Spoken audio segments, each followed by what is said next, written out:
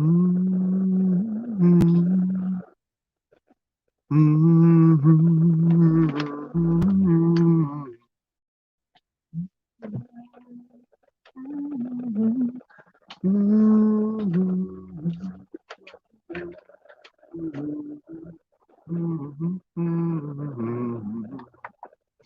shall be right back.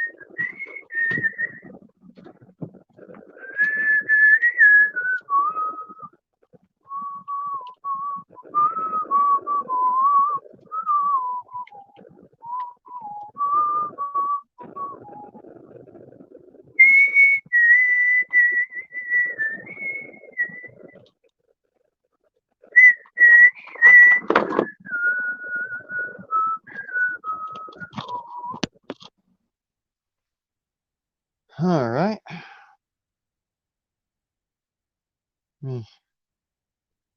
Up that volume because I'm only using the one ear thingy. There we go. Actually, you know. Oh, whoa. Okay.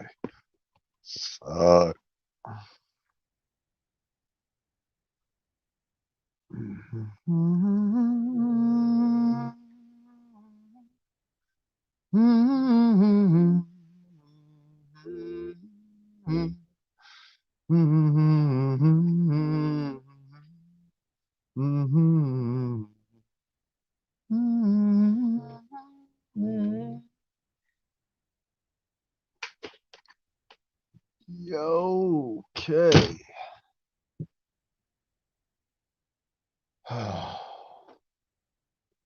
Come join the murder.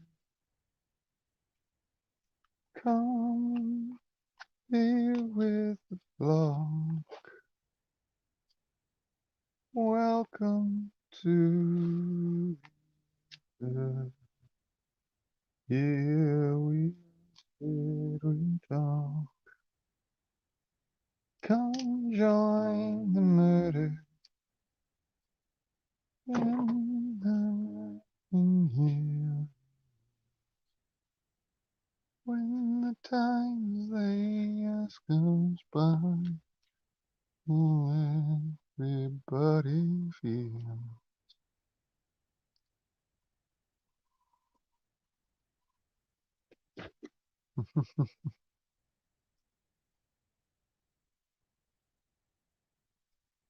So that actually works.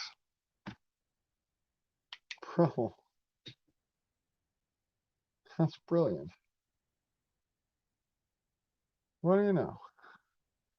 Who needs a headset, right? Ow! Definitely don't want to be wearing freaking headphones when you do that.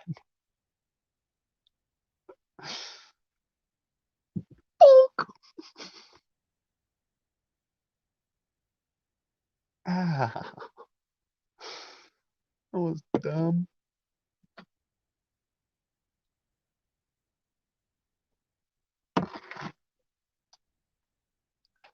Welcome to the live stream.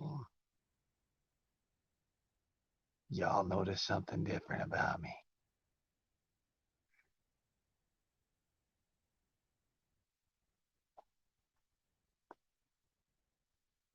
Insect be gone.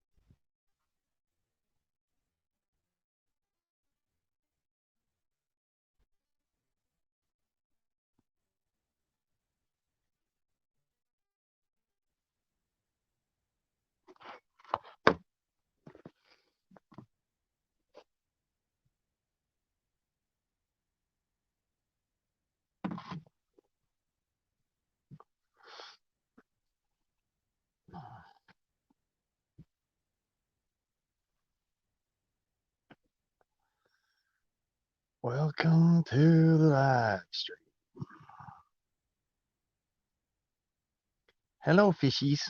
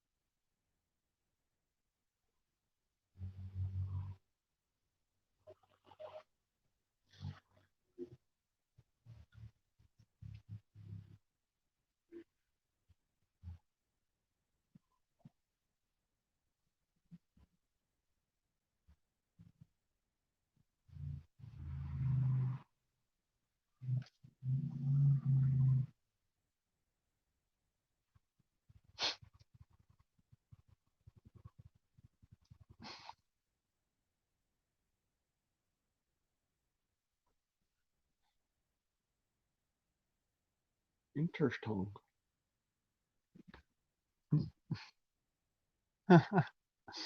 People running in and out. What, did I scare you?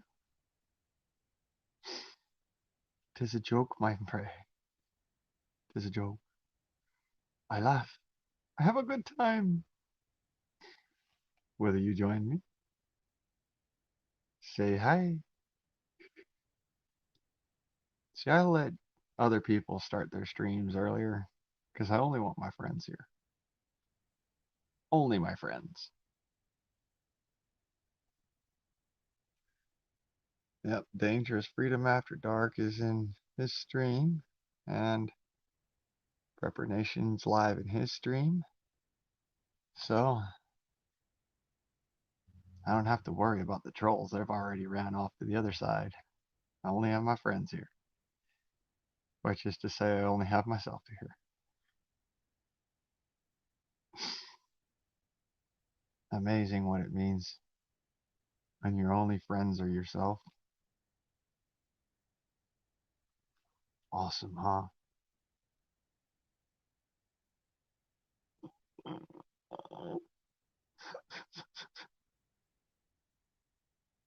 Joke. I make jokes because I love to laugh. If you can't laugh, you're gonna cry, and if you cry, well, you might as well die because there ain't nothing worth living for. So I joke, I laugh till I cry, because that way I'm crying for a good reason. Welcome to the stream, y'all. Welcome in. Hello, y'all. Beer of the day. A little something there for you.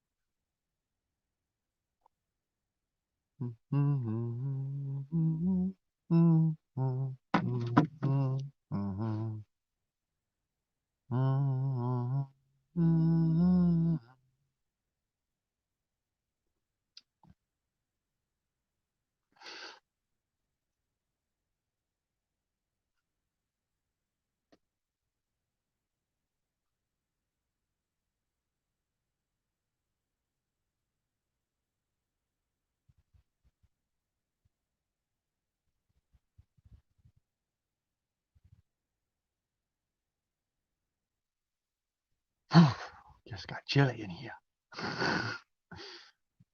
Howdy ho, y'all. Whoa.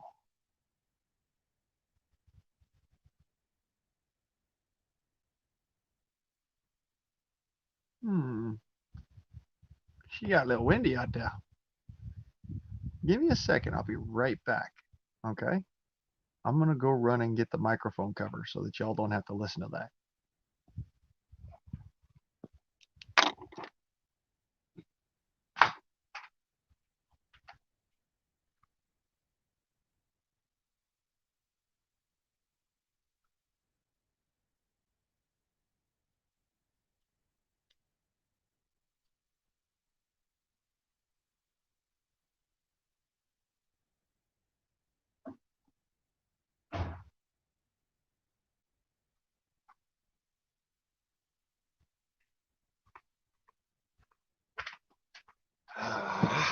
And I'm back.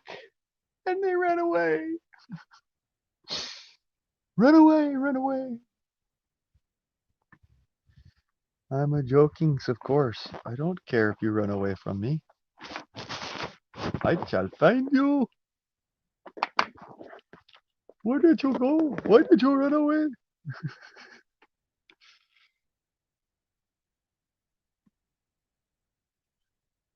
Ah, just, it feels so good to finally be here. How'd they do? Yo. Hi. Hi. Hi. Of course. Holy crap. Pulling my britches up here. Got too much weight in my bottom.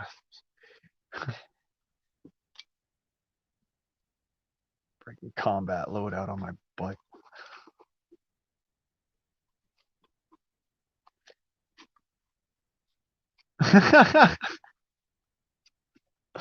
I know I ain't right.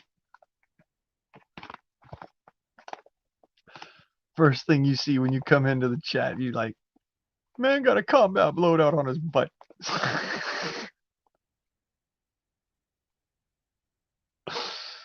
I'm joking, man. Of course I ain't right. I'm freaking all messed up in the head. But you know what?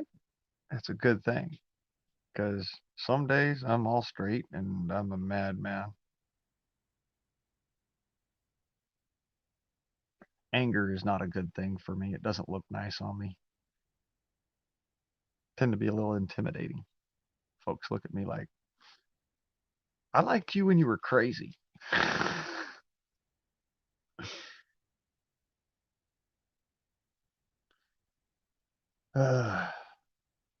So, can I get a 5x5? Tell me how I'm looking here. 5x5.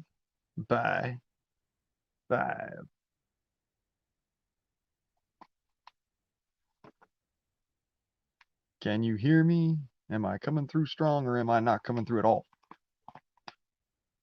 Am I roboting like a bad man?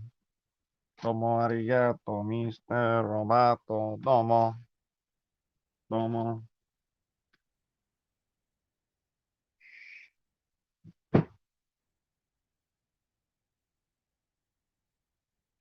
Che ciò ne hetiwe. Shune. Oh, yeah. Oh, shune.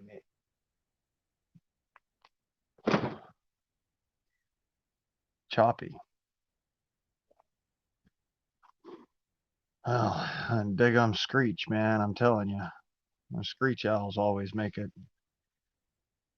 bad business.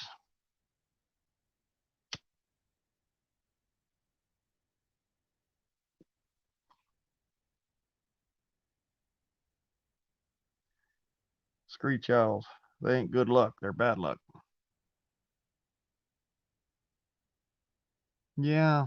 Um, Dangerous doesn't really want to talk to me right now, brother. I'm all right with that. I'll let him be.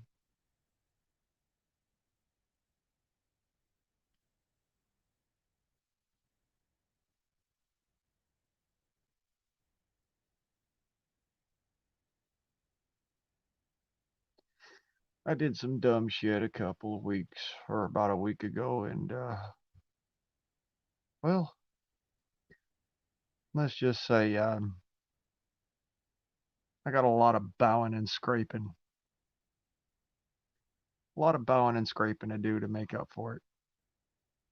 And I'm not the kind of guy that bows and scrapes, so there's that.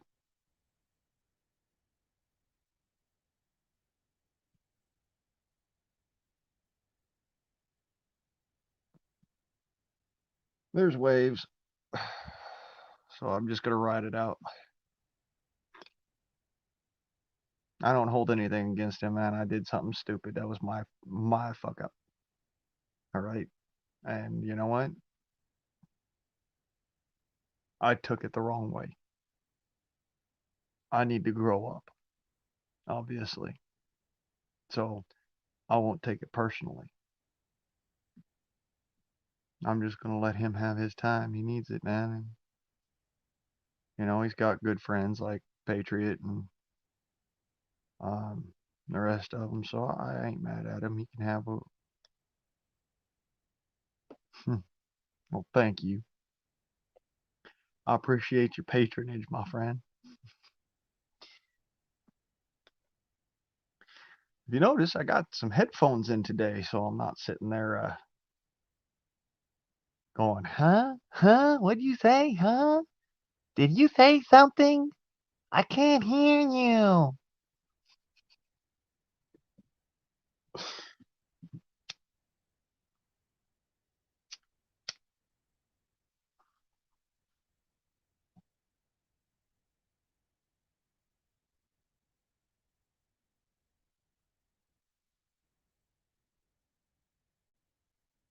Ah, relaxing.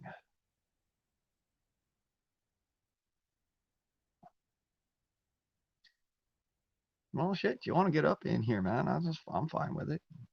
I like talking to folks. I don't like sitting by myself because I'm by myself. I tend to do stupid shit just to see how much of a goofball I can be before I get somebody's attention.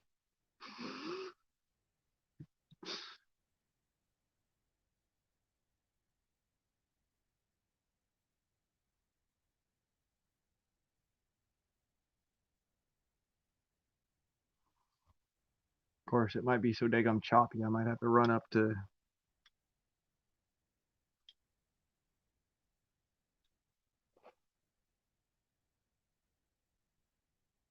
Yeah, might have to run up in the middle of nowhere. But man, if you're tired, man, don't feel obligated. You ain't obligated, brother. Like I said, I can sit by myself and see how long I can do this without touching my thumbs together, you know?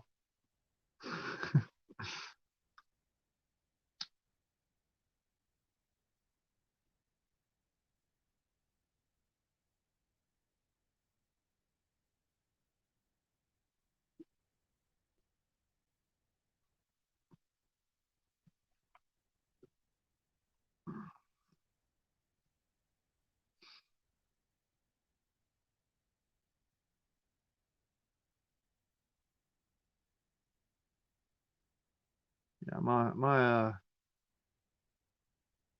my thing is that I had a long day working my ass off to try and make it so that I can come through on some of my promises. I made a promise to Lothar Walther, the air gun company, Walther Umarex, and I also made some promises to the Patriot community, try and get that righteous. So I've been working hard at that. Now I'm tired. I'm at the point where all I want to do is just sit back, relax, chill out, and talk to my friends, and sit by myself. Maybe I don't know. I'm gonna do goofy stuff on this stream. Maybe do what Mr. Beast did and just sit there and count. You know, do something crazy. I don't know.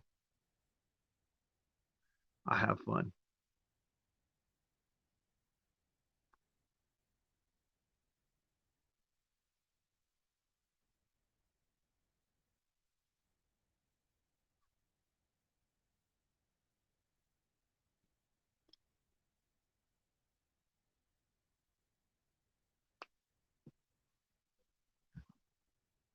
Well, heck, let me see here. I ain't counting one at a time. My back would start hurting if I did that. I'll count beers though.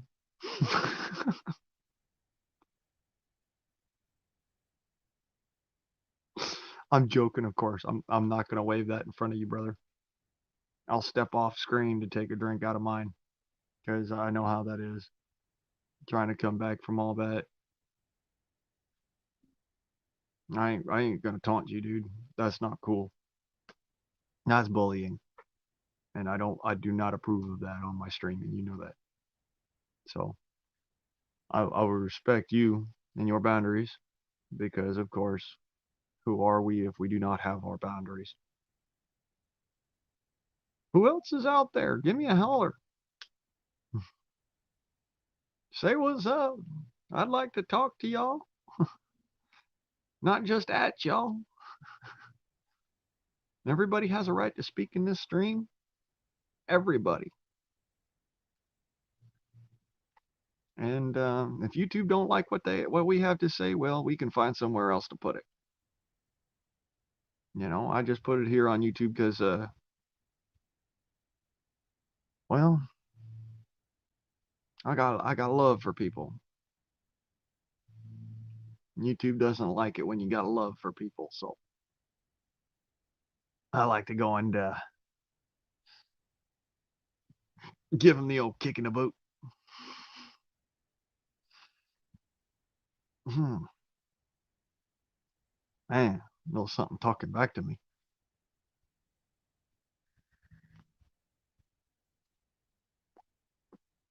You know, I'll say this much, uh, Jay. I believe that it was God that allowed me to be able to do things in moderation after I got done being a party animal and an idiot. So, oh, hey, Patriot, I'm smoking tobacco out of my hand carved peace pipe. That is this stuff right here.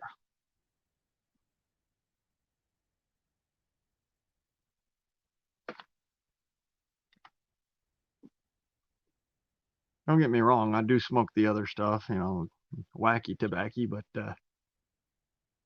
I don't smoke like other people. Here, let me get a bong rip, man. Nah, thank you, no. Oh,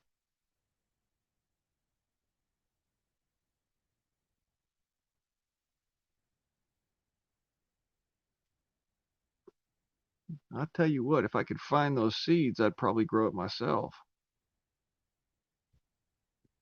Stuff is expensive, especially in California.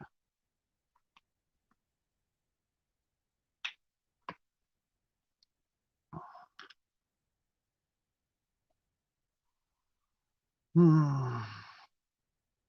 Hmm. Yeah, I'll see you in a second there, Jay. Go get your puppy dog. Oof, I need to sit down.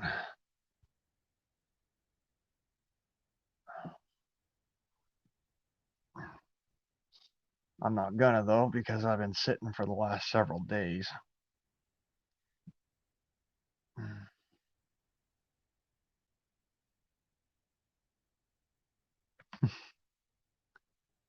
Well, I slept good all day today, so probably not, but you enjoy your time. I do not begrudge you.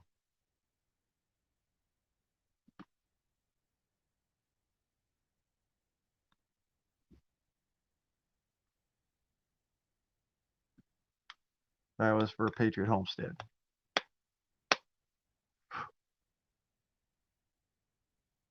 Jay, I'll definitely begrudge you. I'm just messing with you, man. I wouldn't, I already done told you about that.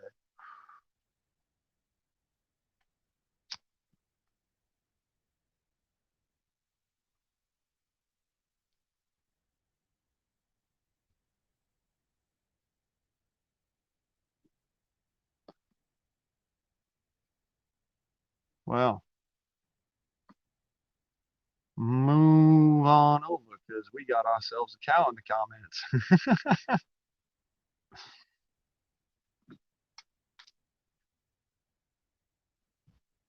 uh,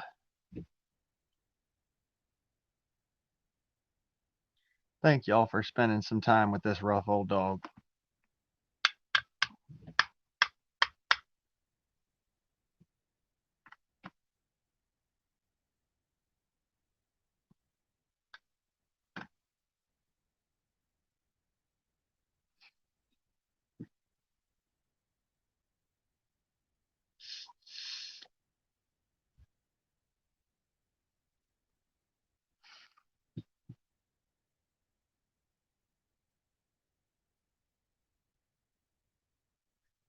Well, now.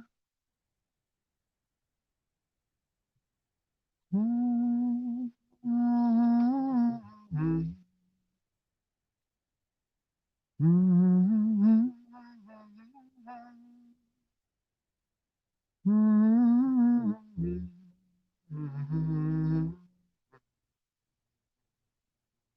mm, mm,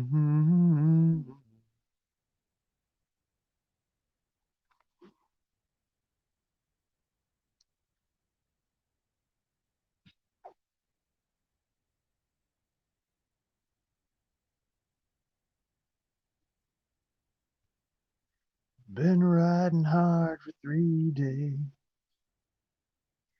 I can't turn back now.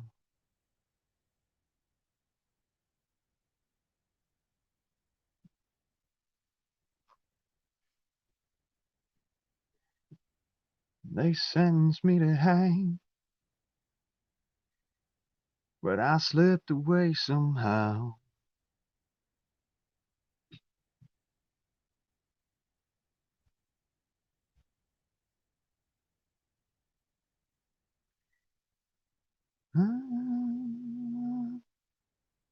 I'm the best that's ever lived. At least that's what they say.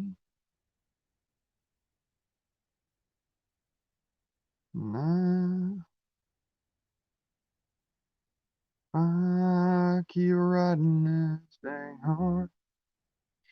I'll be a free man come daybreak. Well, yes, I do play the guitar. Um, I just don't have any strings right now, and all my pegs are broken on the guitar, so I can't really string it up. But I do play the guitar.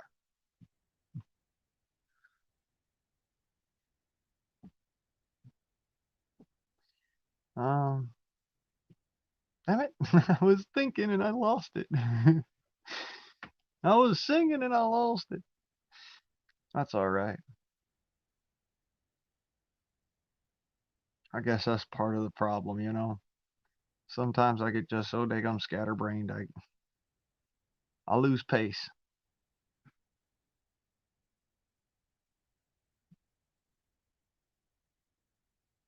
Oh, tell you what, Jay, if anytime you're around me, man, and I've got my guitar strung up, you're welcome to pick around, brother. Or certain. I'll let you goof around with that.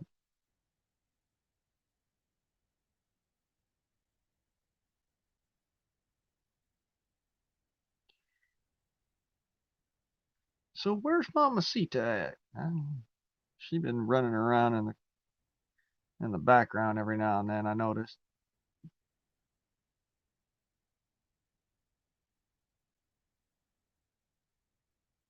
And Tom and Stuart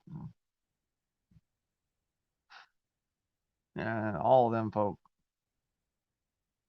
I'm pretty sure that you know I'm missing something around here. I'm missing someone. But I ain't mad. I like this small time streaming, you know? You get to be more personal with folk. Don't have to worry about so many folk running up in your chat and blowing it up and then canceling you, which is something I got to talk about. I'm not a fan of it. I don't like it when people go and run down good folk. Y'all ain't subscribed to him yet. There's a feller out there. He's a Canuckistanian, uh, but he's a patriot. You know, he's a good man. He's actually very patriotic about America, surprisingly enough, being that he's Canadian all. But yeah, y'all go hit him up. The DZD, or you can find him at DZD1. Matter of fact, I'll drop those down in the chat right now because I'm some good. That's a good man to have on your side. You know, I wouldn't be streaming if it wasn't for him. So that's what that's for. Salute, my friend. Um, this is him here. The oh, didn't realize that was exactly okay. D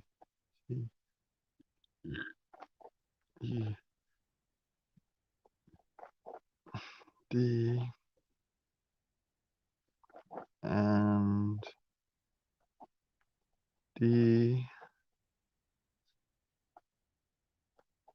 E D.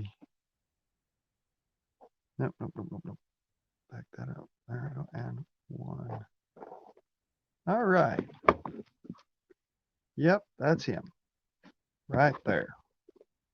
It should come up in your chat stream pretty quick here. Yeah, this is a good feller.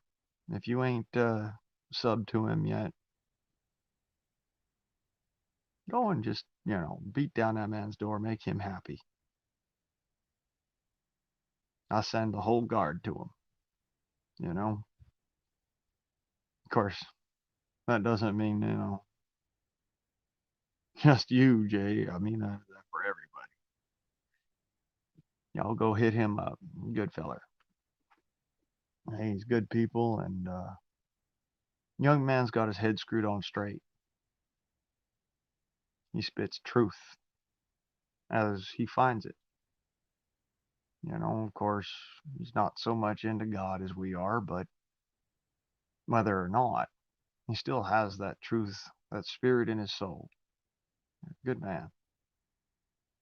And in these days and ages, well, if you're a good man and you've got a good spirit of truth in your soul,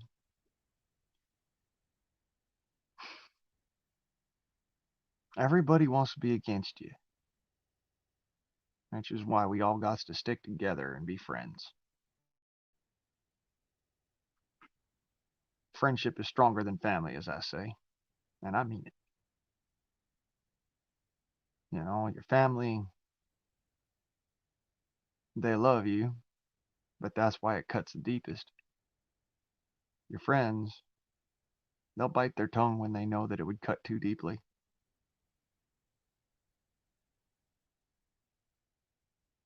And the ones that don't bite their tongue when they know it would cut too deeply, well, those are folks that are using you. They call themselves your friends, but they aren't interested in being your friend. I'll always be everybody's friend if I can help it. I don't want enemies. I have enough of them.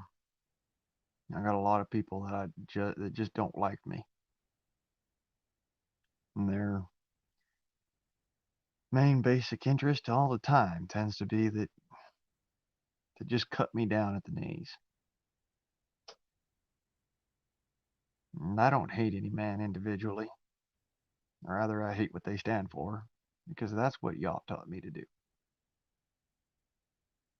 Taught me, don't hate a man, for a soul can be changed.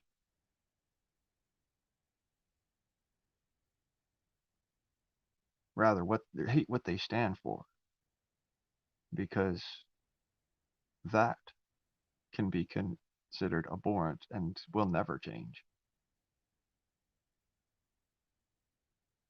until they choose, of course.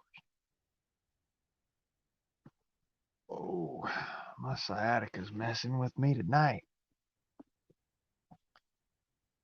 Been sitting too long. I need to pull up my britches. Uh, uh. On that note, give me a second.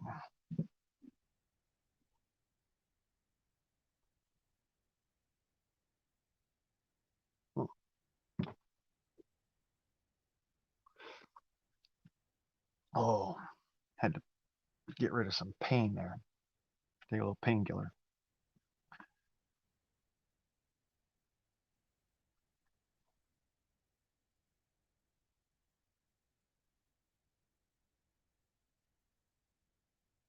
Well, ain't that some loving truth, my brother?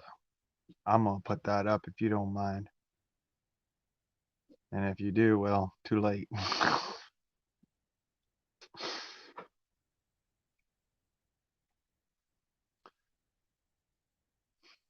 I'm gonna let each passage sink in, because I believe that's important.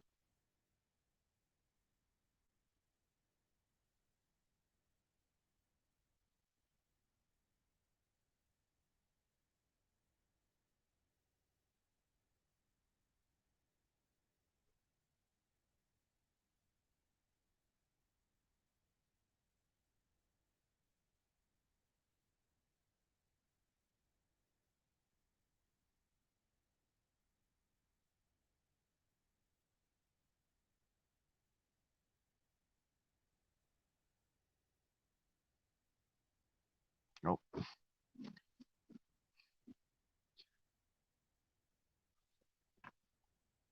my apologies. My thumb skipped.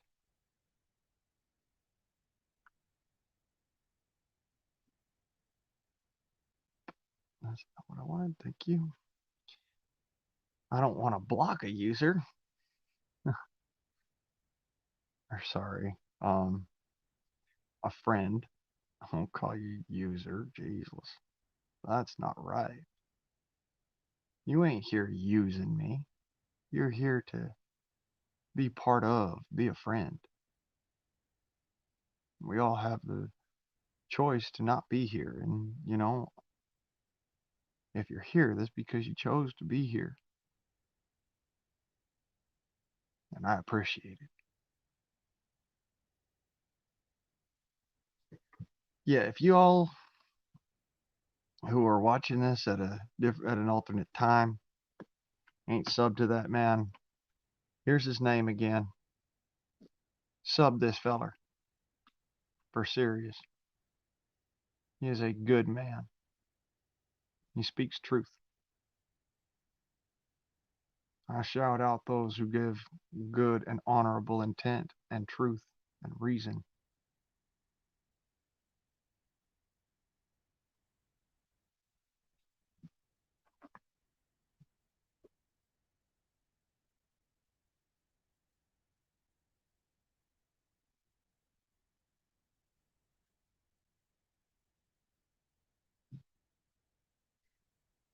Well, I am the air gun guy. So, I think it's only fitting. Yeah, I probably will, dude. No, I don't have Twitter. I don't I don't flock with them birds. They're a bunch of loony bins. I tell you what, they fly over the cuckoo's nest a little bit too much for my taste. uh, yeah, I got jokes. I will be right back. Hold that thought, Jay.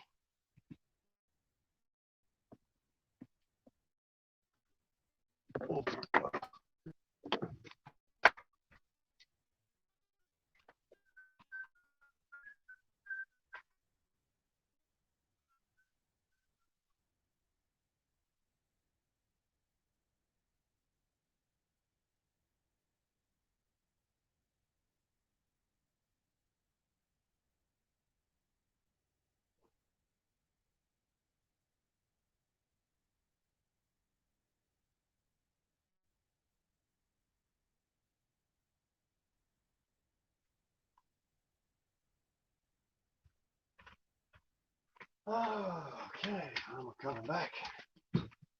And I'm back. Oh. So, yeah, I don't frequent that flock.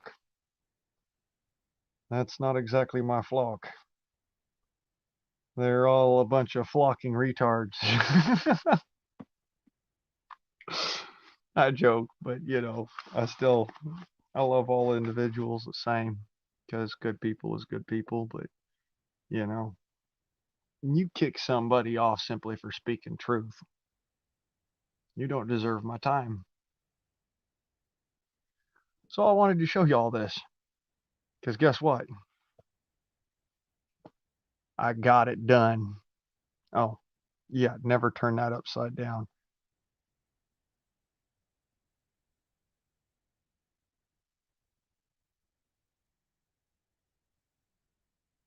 You know, I've never actually even heard of it. I'm gonna have to check that out. Social 1776. Gonna have to check that one out. That's a new one I ain't heard of. The site for patriots. Sound about right.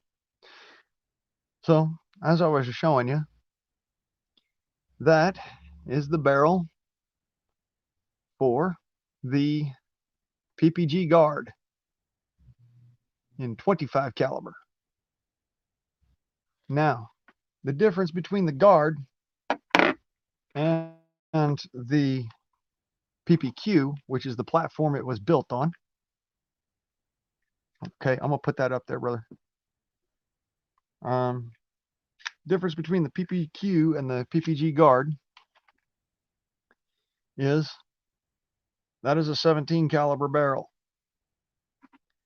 That is a 25. And that there is an 8-shot magazine, whereas the guard shoots a 4-shot magazine.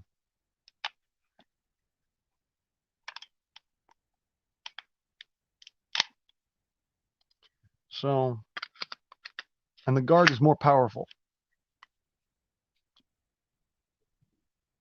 The guard was built as a self-defense item instead of just being a simple plinking tool, toy, whatever you want to call it. So yeah, we have the guard, which is the newest addition to the Lothar Walther and Walther Umarex branding. This is, of course, the way that this one was built, you can tell it was homemade piecemeal. That's because this is the prototype. I'm pretty sure Lothar Walther's going to get in there and they're going to see this video and they're going to be like, we want that. We want to check that out. We want to get all the specs for it. And y'all, Lothar Walther, the specs are exactly the same on all parameters, save for the barrel diameter and the magazine capacity. Okay, that's the difference. Barrel diameter, magazine capacity, because those two things equate a much more powerful round. Now, also, it is,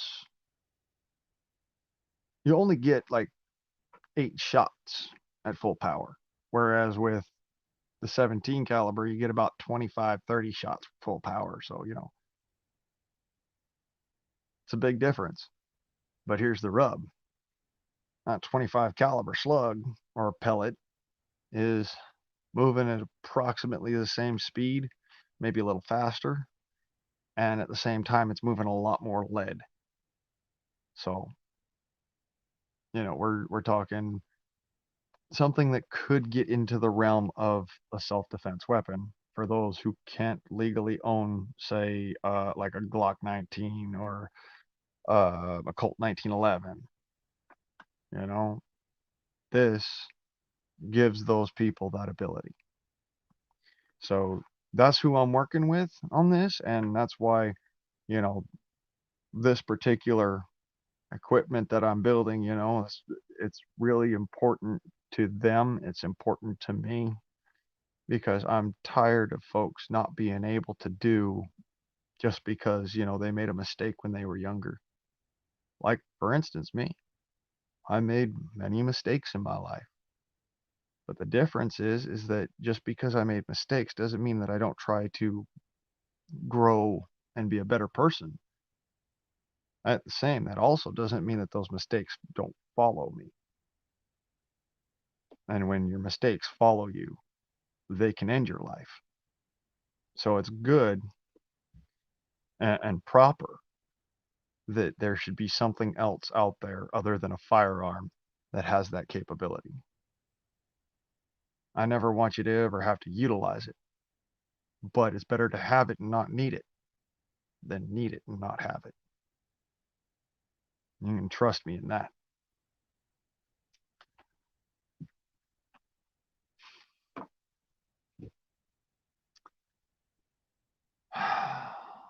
I wish that were so, brother. From what I've seen, it's only going to get worse. They say the night is always darkest before the dawn, but I thought we saw the dawn, during Trump's reign, Trump's presidency. I won't call it a reign because he wasn't reigning over anybody. He wasn't a king. He wasn't a dictator. He was a president. And Biden, well, that man's a dictator. And you know what? I probably lost my stream right there. But I'm going to say it how it is. I don't beat around the bush. That man's a dictator. When you allow things to pass that will harm your country, when you write mandates that are solely geared after destroying the country that you know everybody loves,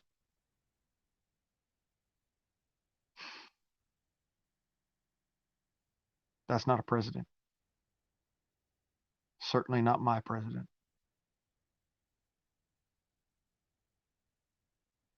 Had I not known what I know, I would have certainly voted for Trump. But I knew that the vote was stolen before Mr. Trump even got into office. He got into office by sheer dumb luck. I knew it wasn't to last.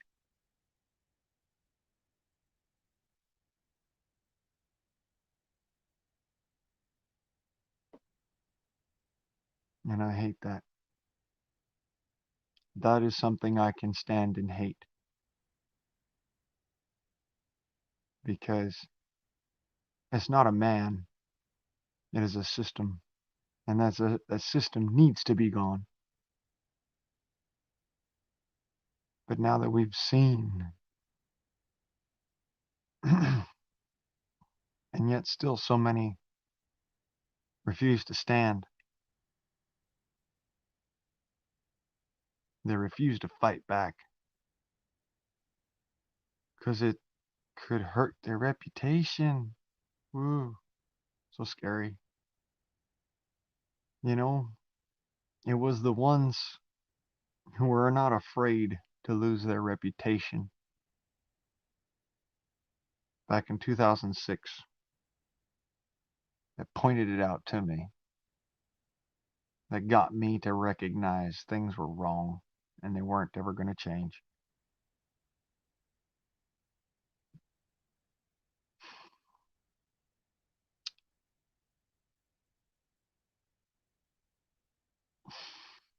There's one thing I've learned about having a mama who's in banking and finance. Bankruptcy is not the end. It's simply a segue to another of the same.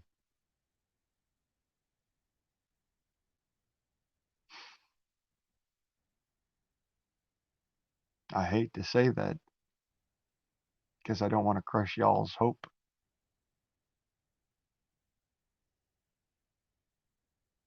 but it's true.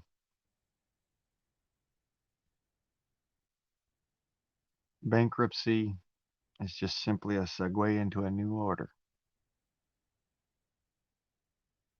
where most of the time that order stays the same as it was before with some slight caveats.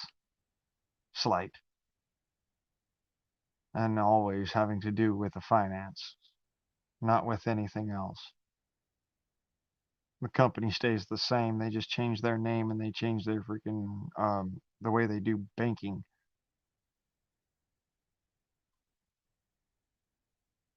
I'm sorry to say it, but I wish it wasn't true. This bankruptcy is not a good thing. Matter of fact, it's going to take away a few things that we expected to have for the rest of our lives.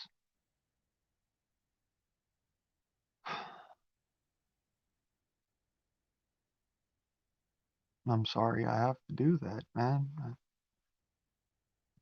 I won't lie to you. I refuse to.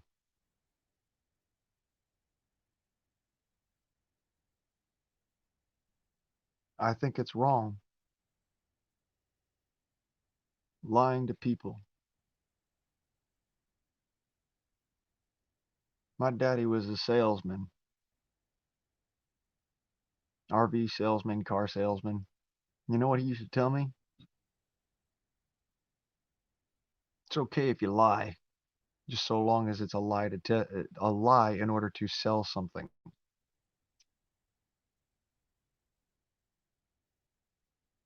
And I said to him, well, what happens when that customer comes back and sues the freaking red ass off of you?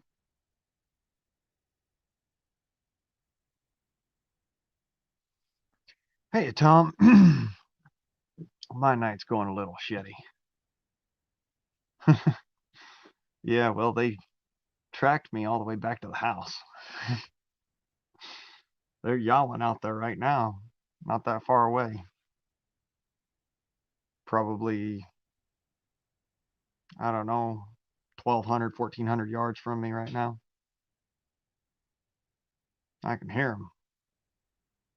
And that is why, once again, I'm going to show this off. I'm making this.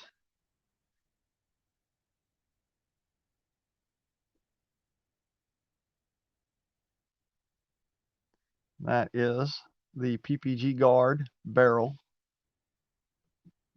Yes, they are persistent when it gets colder. The PPG Guard is built on the PPQ platform.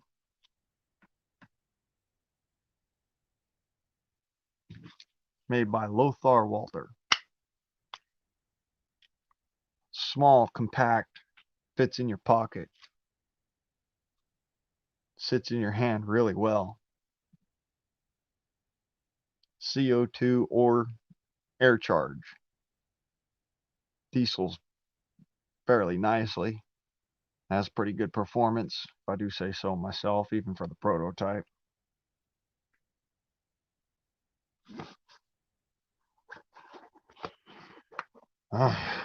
I'm this close. Yes, it's going to be 25. 0.25 caliber. It will be a 25. And I'm ecstatic. I I'm tired of carrying around this 22, man. Don't get me wrong. That right there put the scare on someone. One shot wonder, but it put the scare on somebody. But it's only one shot. That's got four. 4 rounds, same amount of power, sits in the hand really nicely, barks like a freaking Wookiee in heat.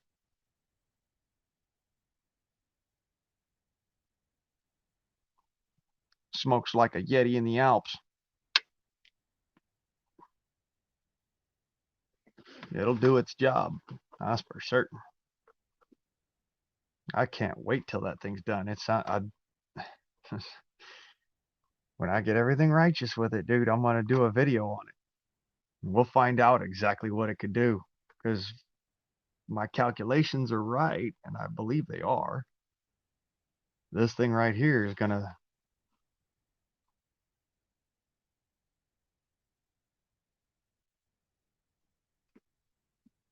yeah, I'm thinking about that too, but I'm also thinking about making more magazines.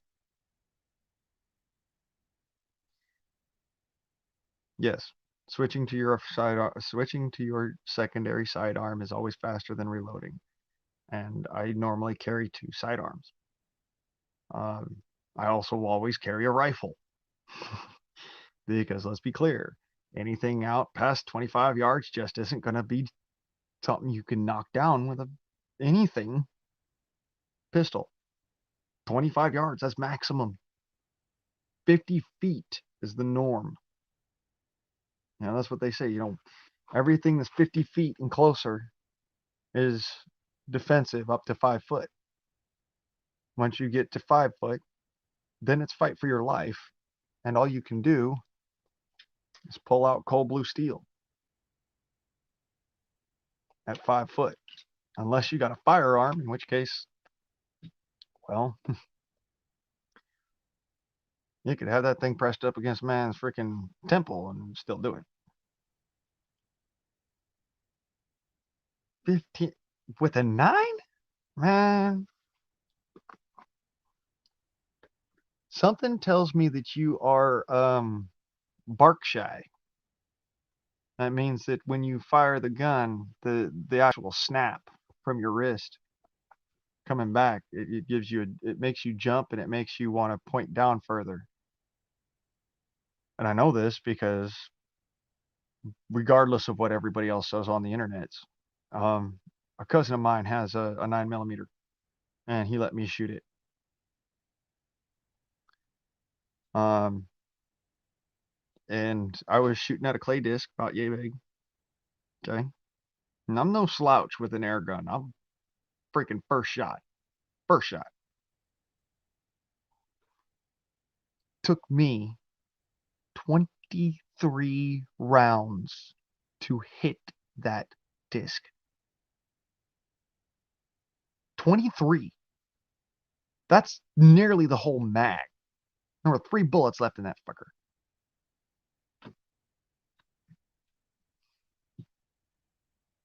Imagine why I might want a freaking 4-shot air pistol. You know, air pistols, they just don't kick like that. They're not big, noisy, stinky, loud, massive, kablamo, smelly, freaking scare everybody in the neighborhood guns. P365.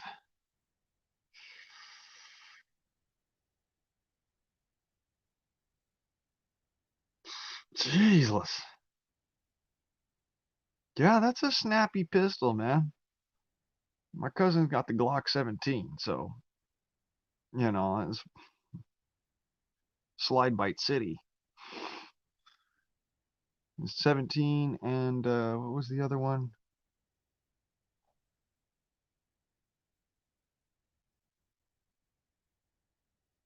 I can't remember what the other one is. It doesn't matter. You know what's funny, Tom? How long you think that barrel is? Go ahead, I'll give you time.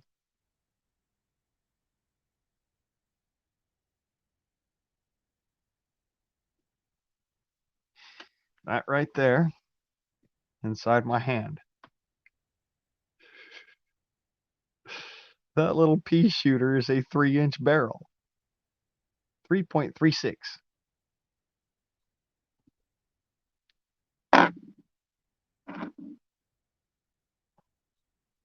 It's a 3-inch barrel, man. That's a tiny little beast. Same as that. It's a little 3-inch barrel. You know, that's what that goes into is this little thing. And, you know, look, there's not a big gun. It's as big as your 9mm, man. As a matter of fact, it's smaller than your 9mm in all respects. But it fits just beautifully in the hand. It's got good trigger, good retention, good location for your trigger finger. There's no mag release, even though that's in there. It's just that's facade right there. Your mag release is your slide lock. Okay. And your safety right there. So yeah, this is a pocket pistol. This is a tiny little sucker. I'd much rather be shooting something with a 10-inch barrel on it because, you know, nothing says, hey, motherfucker, back up like a hog leg. But at the same point, you know, in this day and age, ain't nothing gonna make somebody shit themselves. Like you just straight come out your pocket and you're like, hey, brother, just don't, hey.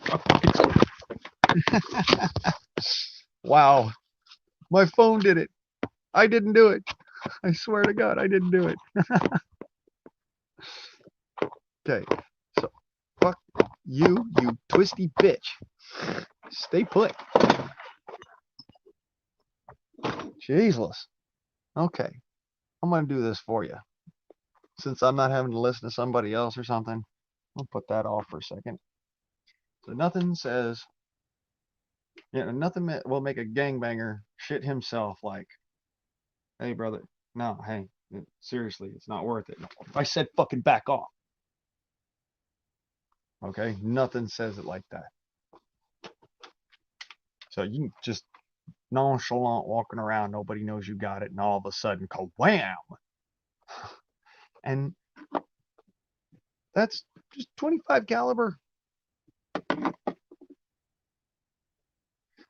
Yes, it's gonna be a blast to have fun with. I know that much.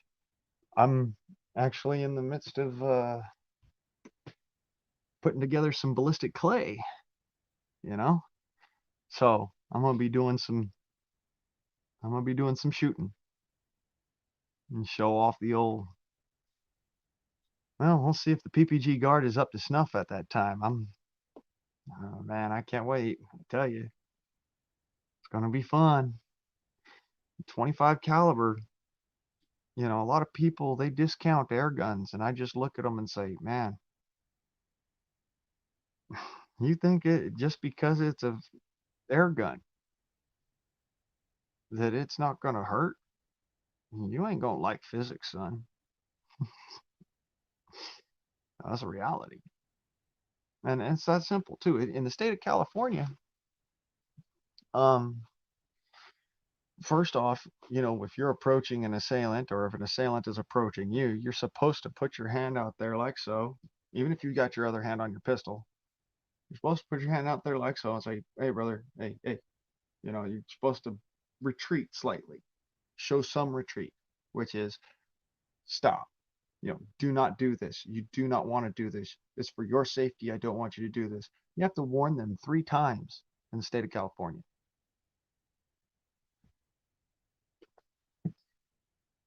Yeah, I'm also probably gonna bring out there a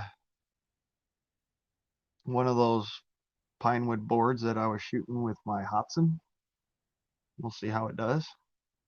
I'm pretty sure it's not gonna penetrate that, but you know, um, there again, my Hobson went and flew through both sides of a coconut filled with coconut oil to the brim filled with coconut oil. So, in all reality, 25 caliber air pistol,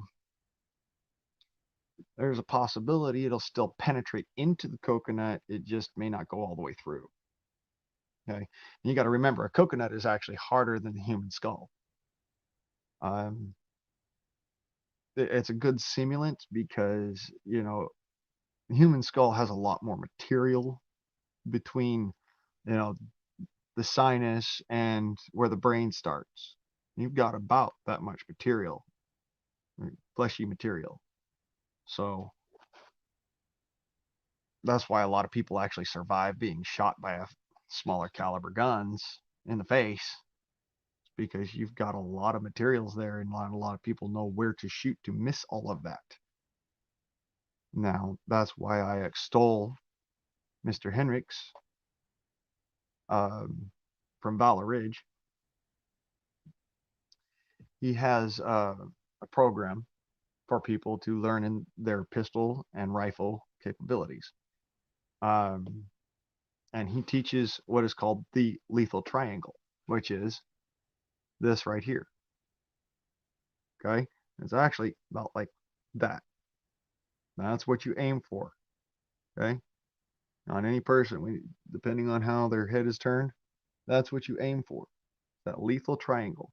Because in that triangle, from there to there to there and about there, that's the least resistance to the brainstem. So,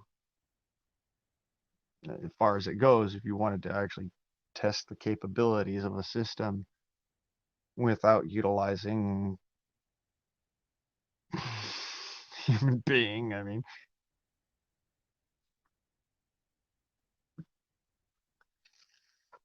yeah, Larger rounds will tend to do so much damage to the brain that you'll lose the ability to hold your bladder or your bowels or stop a twitch. You can't cognizantly think about stopping a twitch. So, that being said, you get shot in the fatal, the uh, the lethal triangle in that spot right there, you're not surviving. I don't care who it is. A negligent discharge is just as deadly as somebody aiming to kill. You got to remember that. I don't think that people do.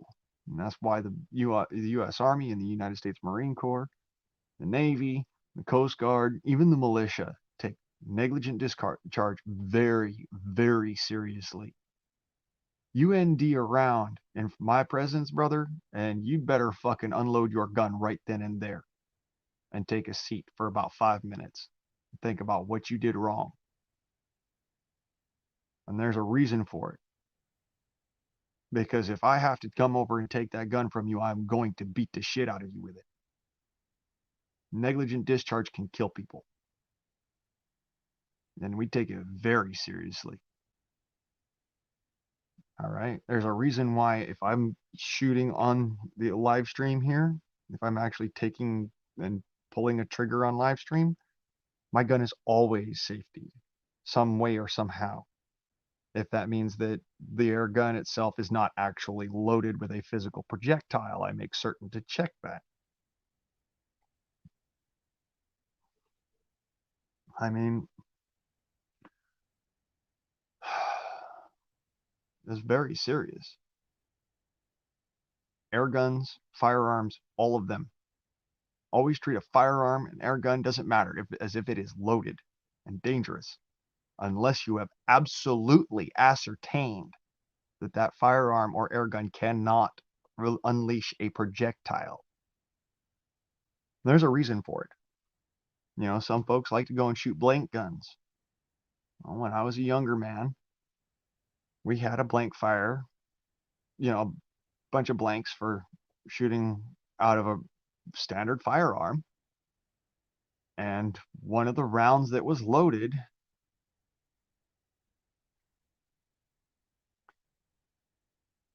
oh, that's not necessarily a good thing, man. You should have a safety if you're traveling with one in the pipe. I'm just saying. You can flick a safety off faster than you can chamber around. But when you don't have a safety on and you've got one chambered and say you've got like a pen in your pocket or something, that could take your fucking kneecap off.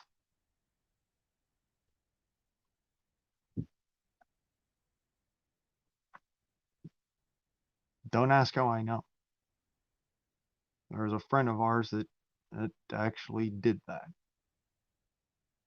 Walking around, shot his fucking dickhead off. Literally shreds at the end of his shaft. You do not ever play with it. It is not a toy. It's not a joke. I know it was funny, yeah, ha ha ha ha, he shot his dickhead off. Not very funny when you're the guy who doesn't have a dickhead anymore.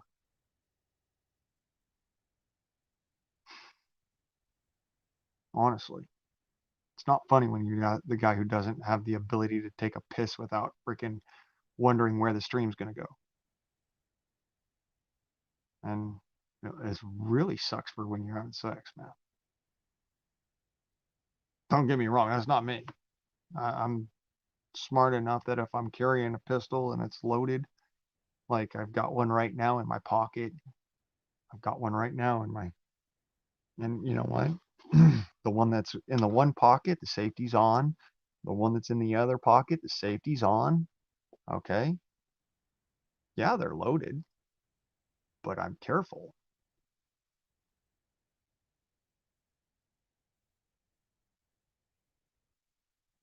Yeah,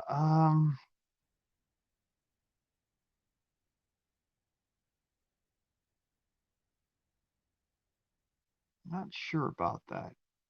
See, my cousin's Glock 17 has on the side where your trigger finger is, got a button safety. So I don't know about internal safety.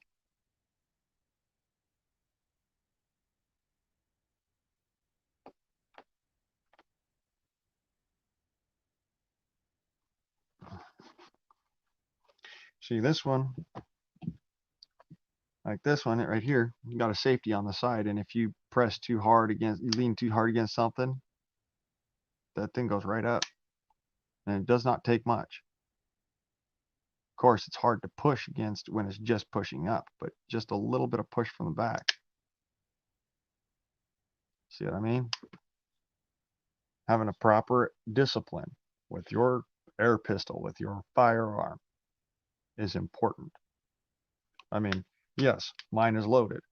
It's an air gun, and it's in BB configuration.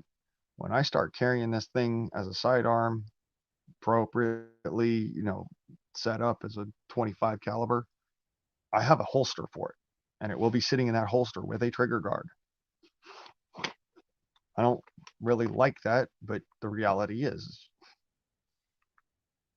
fuck California and there you can't constitutionally carry. Suck my freaking dick. I don't like that, and you don't have any fucking rule over me on that factor. Welcome to hell, motherfucker. You want to try and stay? You want to dance? Let's go. Now, that's the situation. I'm too young to die and too old to take an ass whooping. And it's been too many times that people have tried to do that to me. For me to just say, well, I don't have to carry a gun. No, I have to carry a gun. I have to carry a gun. See this gray in my beard? I didn't get that there just from being, a dumbass. Well, I would hope so. If I'm taking somebody to the range and they don't learn something from me, I think I've not done my job. So there's that. So, any Hoosiers, speaking on, stuff that you've learned, Tom, what did you learn from my Guardsman on Shoots video?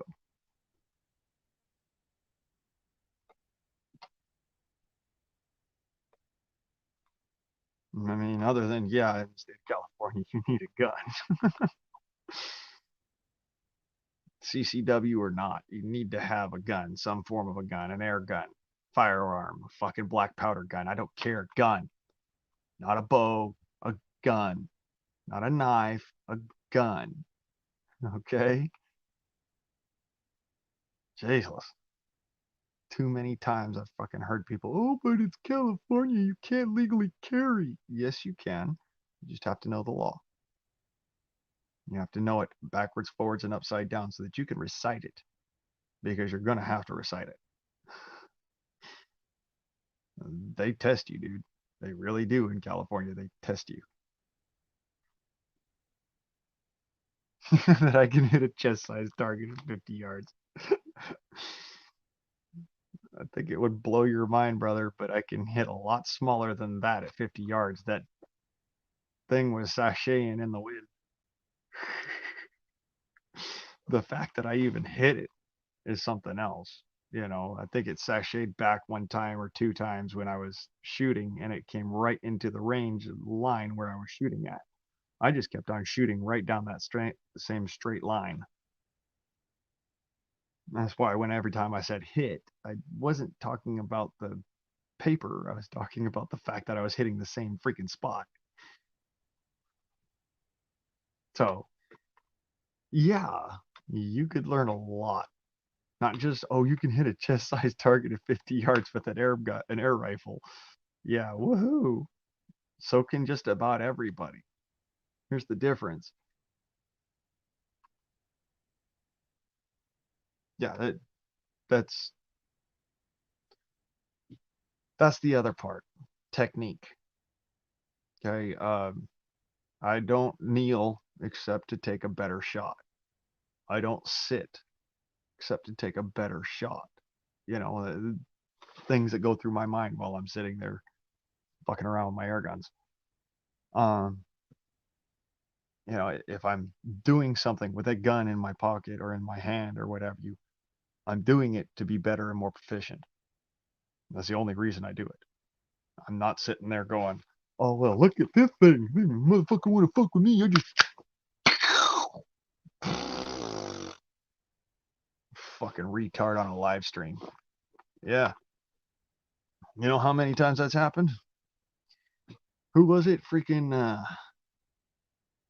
wasn't that PewDiePie freaking shot into his neighbor's garage or something? Yeah, I don't have a tripod. I don't have a table. I have a sling because I carry my rifle. I walk with it a long ways. Matter of fact, that day I was running full sprint, not just a jog, not just, you know, oh, well, I'm gonna mosey over there, mosey on back, you know. No, I was.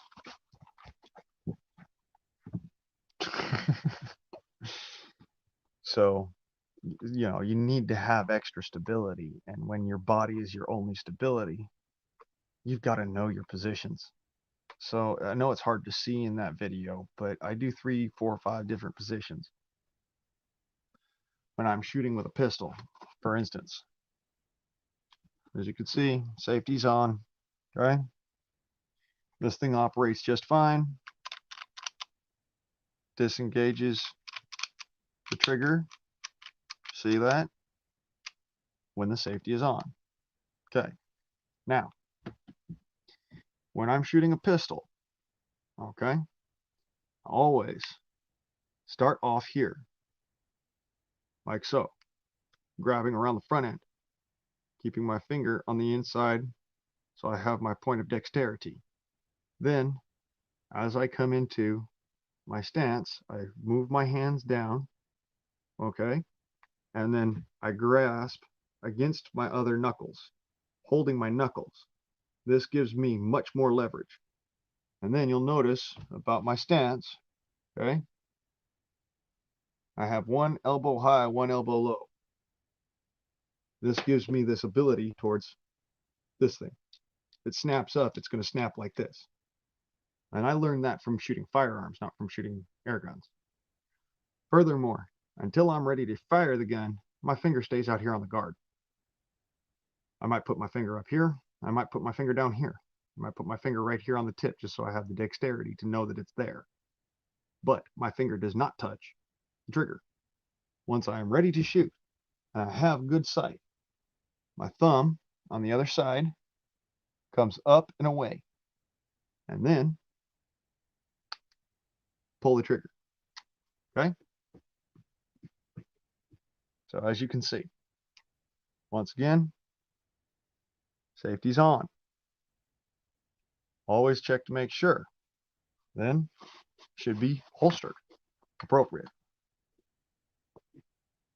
Yeah, 22 long rifle. That's my favorite gun that, you know, just enough power.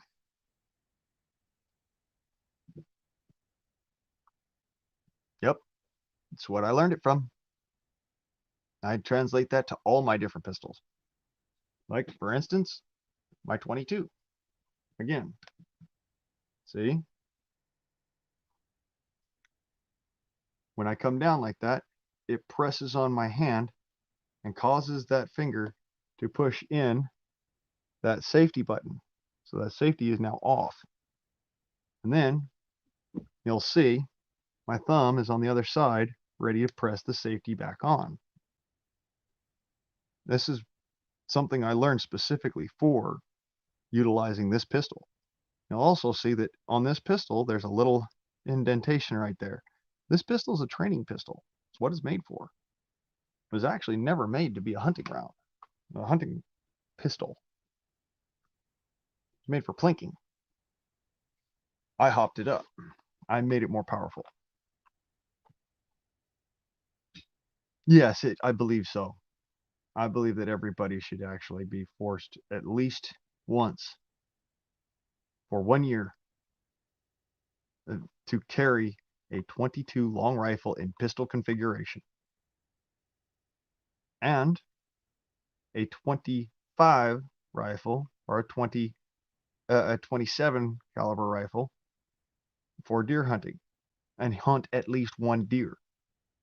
After which you can choose to do whatever the fuck you want, but it needs to be mandatory at least once so you can understand what it means. I think that should be a mandatory thing. Okay, you want to be an American. You need to learn why we have these things. You need to learn how. And you need to learn what. It's important. We don't just keep them because we like them. And to be honest, why do you think I carry air guns? It's not because I can't go get a pistol, a firearm, a firearm type pistol. It's because I like the lighter recoil. It's because I like the fact that it's way more freaking accurate and it's a lot quieter. That's why I like them. My my 22 is just as deadly as a 22 long rifle. I'm very I'm very adamant on it. I don't pull that thing out just going and popping off rounds in the freaking public. Why? That's for if I really need that gun. It's ready to rock and roll at all times. Doesn't mean I'll ever use it if I don't need it. Don't want to have to use it, but if I have to, and that gun happens to have to come out,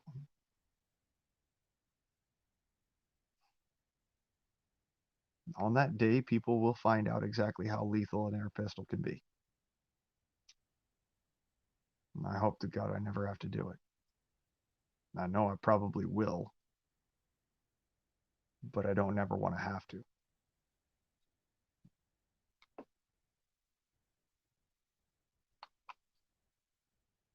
Oh boy, howdy, tell me about it. I know there's some crazy people here in Cali.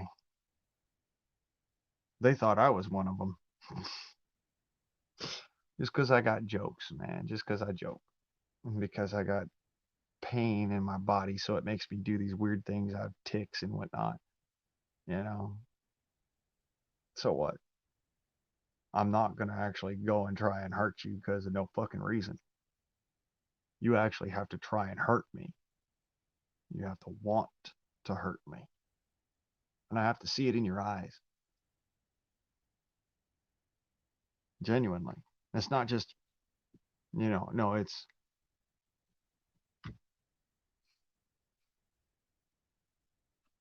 And I don't like that look, so I'm not going to do it again, okay, guys? I really don't like that look. Ugh. Makes me remember things that I did when I was younger that I don't want to ever do again. Okay? Let's not have that. Let's not think about that. Let's think about good things. Like shooting cans. No, not Mexicans or Africans. I'm talking about tin cans. I'm talking about uh steel cans, you know? You go shoot cans. Shoot clay blocks, shoot at dirt. Go shoot dirt clods. Or go rabbit hunting. That's something I used to do all the time. It's actually why I first got my 22 caliber air rifle. I wanted to have something that would do it humanely.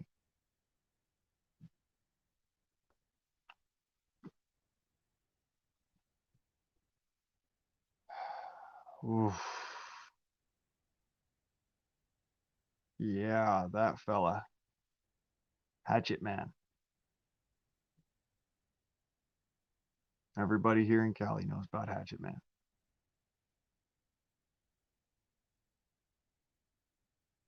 He was a crazy person. Really was crazy. Like, dude, I don't like calling people crazy. Matter of fact, I don't think that people are crazy. I think they're just very,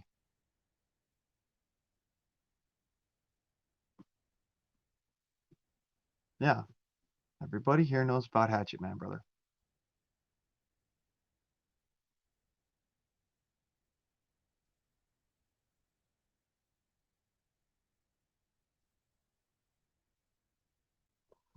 I actually met Hatchet Man. He was a little up there. Of course, you have to fucking kill somebody with a hatchet. You're gonna be a little up there, aren't you? Chasing people down, having to kill them with a freaking hatchet because you see shit you just can't stand. Yeah, you're gonna fucking go nuts. He's in a loony bin, dude. That's no bullshit. He's in a fucking loony bin right now. It drove him insane.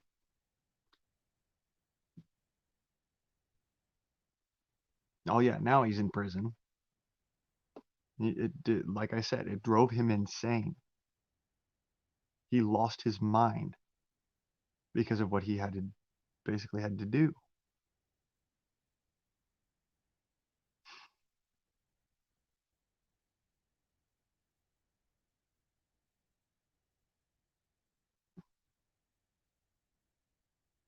I'm not a big fan of any of that.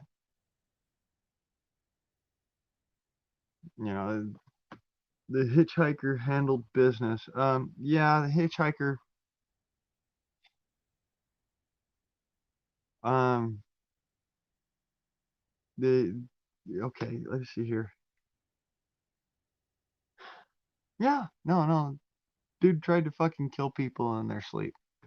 I woke up to him standing over me. That's how I met him. And he met me by me having to kick his ass.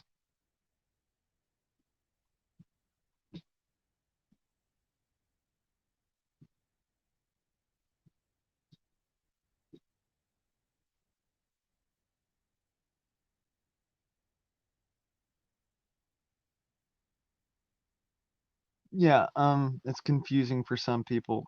Kai is the kid that the hitchhiker killed.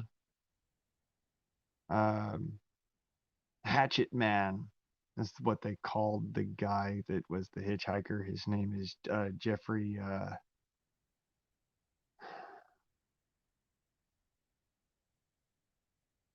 Jeffrey Clay. Jeffrey Clay, I think.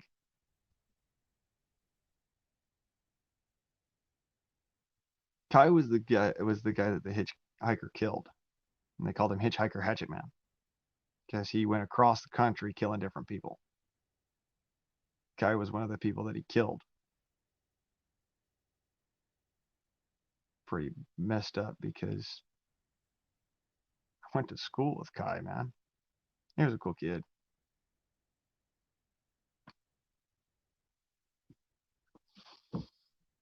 Anyways, yeah, let's not think about that. Let's think about this pretty young dame here.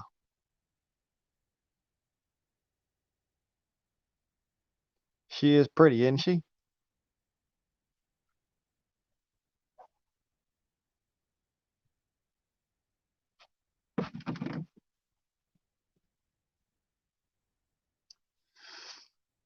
Let's not think about mass murderers. They're not cool.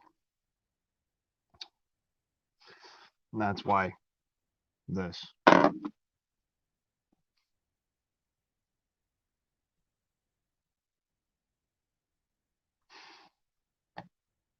I'm not.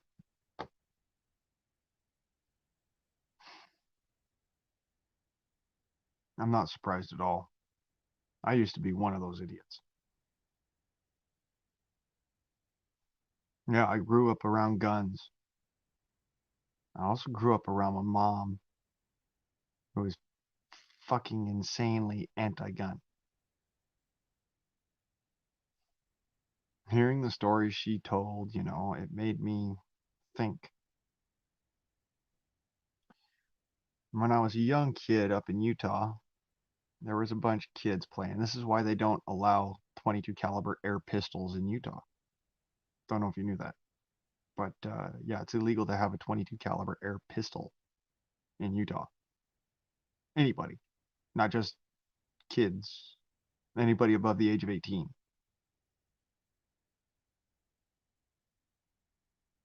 There was a kid who was playing around with 22 caliber air pistol, and he took a gun and was waving it around, put his finger on the trigger, and pulled the trigger.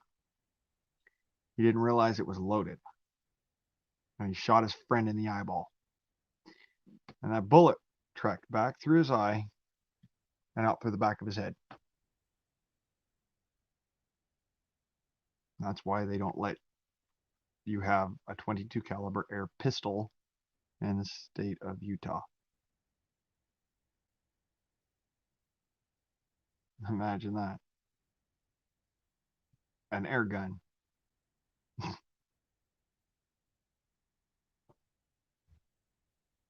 That's actually also the reason why they stopped the production of the Powerline 109.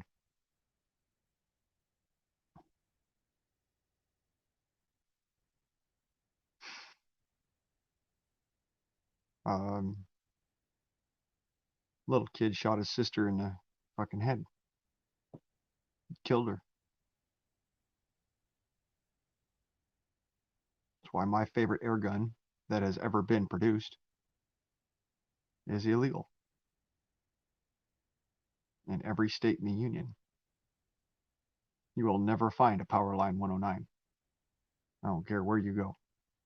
Unless it's an antique and somebody's got it in their garage somewhere that have been freaking locked away forever. You'll never find a 109. They they took mine away. My parents did, handed it to the police, and the police destroyed it. I love that air gun, man. It was fucking sweet. Probably the only air gun that I've ever had that I'd be confident to go and, hunt raccoons with. That was 22 caliber. Excellent little air gun.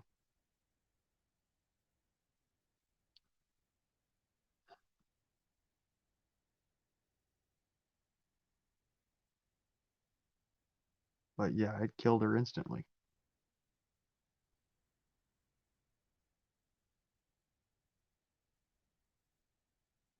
Just an air gun.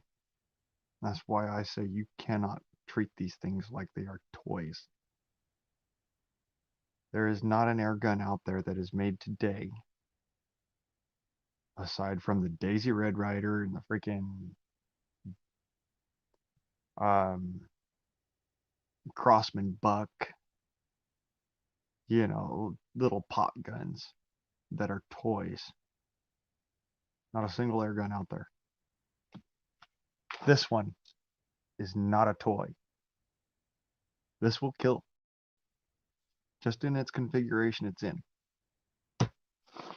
It's a BB gun, but it can do some serious fucking fatal damage. That's why I don't fuck around with them. They're not toys. A lot of people think, oh, well, it's an air gun. What could that thing do, right? You sure you want to ask that question, son? Tell you what, put your hand out there and shoot it. Then tell me what that air gun could do. Are you dumb enough to do that? I'm not.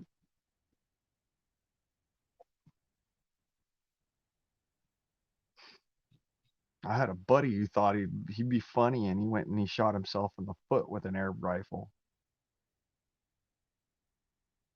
Guess what? He still got that BB in the bottom of his foot.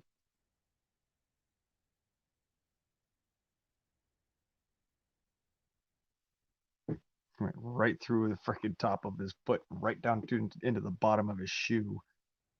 And because he was wearing a shoe, it didn't go out of his foot. He still got that thing stuck to the bottom of his butt. You don't play with these things. They're not toys. They are not. I don't play with them. I consider them to be lethal weapons. Yeah, they're not big and loud and as scary as, say, a big bore pistol. Yeah, no, freaking 9 millimeter, 45, 50. No, they're not that big and scary. But lethality is measured in death, not in bang. And that's why I don't fool around with it. These things are not toys.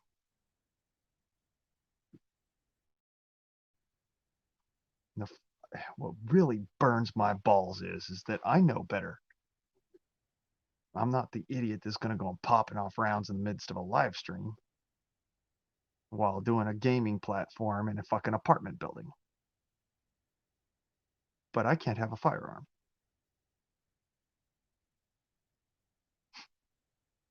Imagine that. I treat these things with the utmost respect, but I can't have a firearm.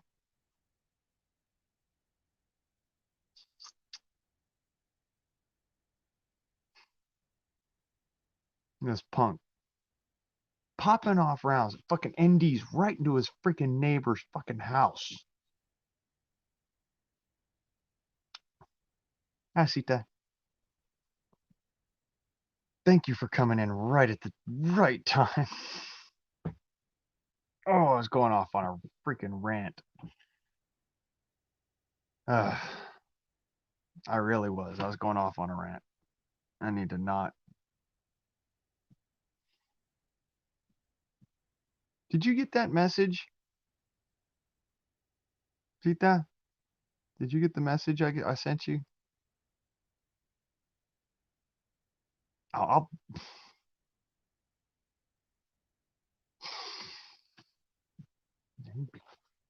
bad girl. Uh, yeah, I'd probably lay into PewDiePie. Um, I put it on one of my videos. I think it's you actually sent me a message on. Uh, same one is up above you in the comments. Hi. Um, I sent you a message and it was with my email and my phone number. So you can call me, you can send me an email and I'll send you my phone number again if it's not there anymore.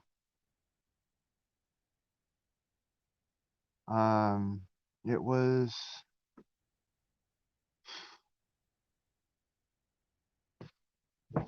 I'll do this one better. Hey, hon, just tell you what. Come on into the old private chat here. All right. And I'm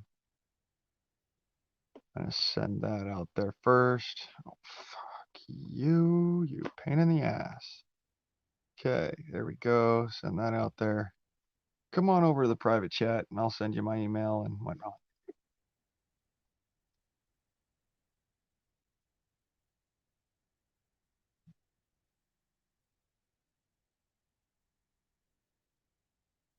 That'll be easier.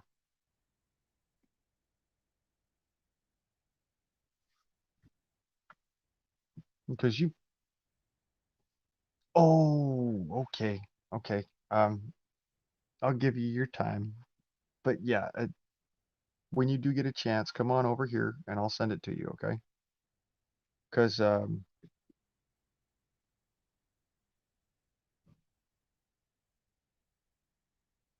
okay. I, I just want you to be able to come by and say hi or, call me on the phone if you have a problem. Talk to me straight, you know. Bye.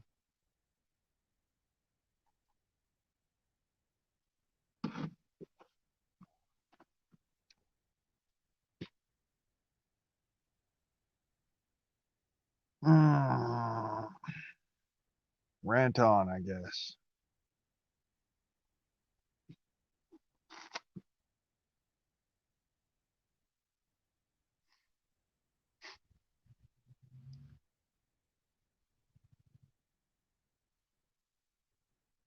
So what was I talking on about? That doesn't matter. I don't need to talk about that. What I do need to do is sit down because my back's really starting to hurt. And I am beat like I'm drunk. Ow.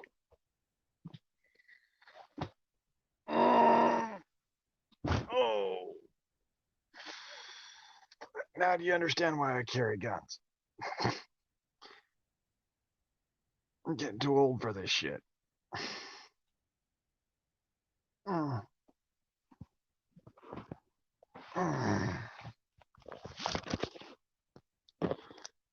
right, so a good subject to talk about so I can have the toke.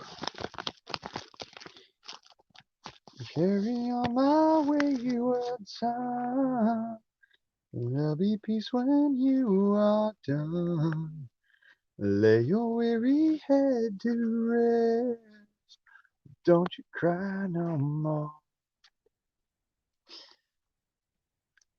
You like Kansas, Tom?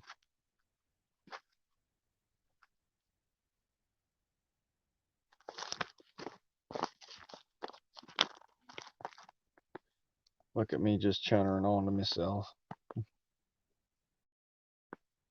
How many squirrels does it take to screw in a light bulb? You'll never find out because they're all chasing nuts.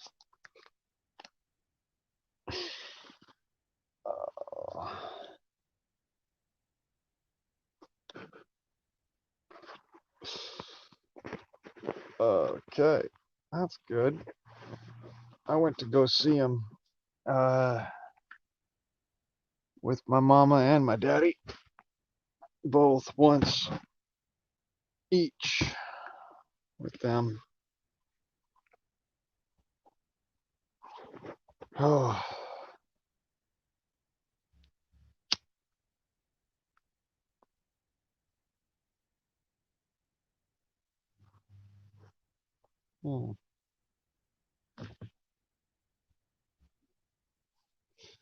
Got to see them in concert.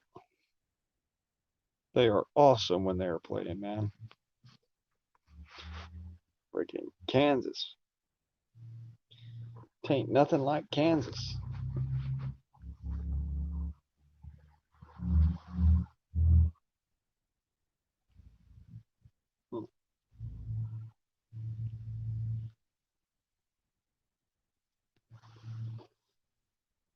Oh, well, most exotic I've ever had.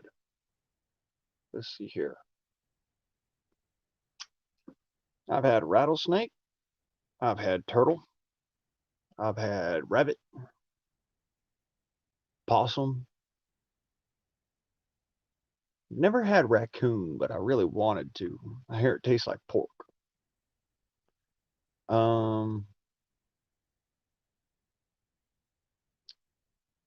See here. Yeah, squirrel's one of my favorites. I love me some squirrel fry. Ooh, eh. Making my mouth water just talking about it.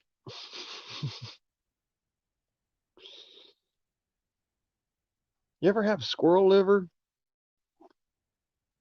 It'll make you crazier than a fucking road lizard, but I tell you what, man, does it taste good?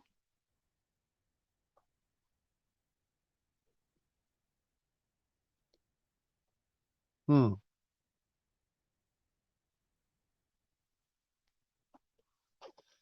Well, I know a cat smells like fish. And I know rabbit smells like fish. Until you cook them. Then they don't smell like that or taste like that. So it's all about how you cook them. Um, dog. Yeah.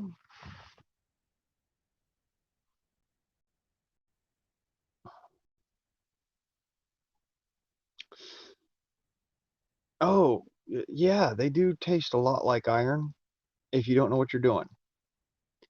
See, with squirrel liver, the best way to prepare it is first you got to soak it in water. Okay, you got to get the heavy minerals out of it because they do take on a lot of heavy minerals. But you soak it in water for about an hour, and then you give it salt, a little bit of black pepper, and a little bit of season like paprika and garlic. And you never have to worry about that flavor. So there is that.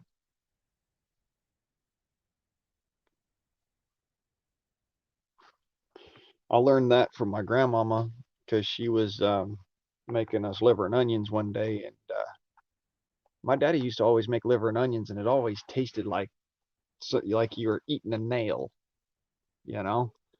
And I asked my grandmama, "How this ain't liver, you know? How does this taste? How does this not taste like I'm chewing on a penny?" And she goes, "Well, that's because I soaked it in milk, son." So she soaked it in milk, but water will do about the same.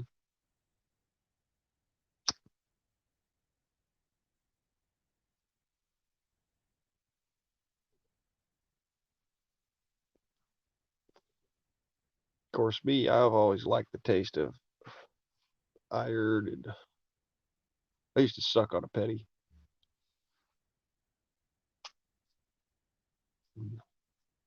Yeah, it's that's actually how they treat catfish, so it don't taste like mud.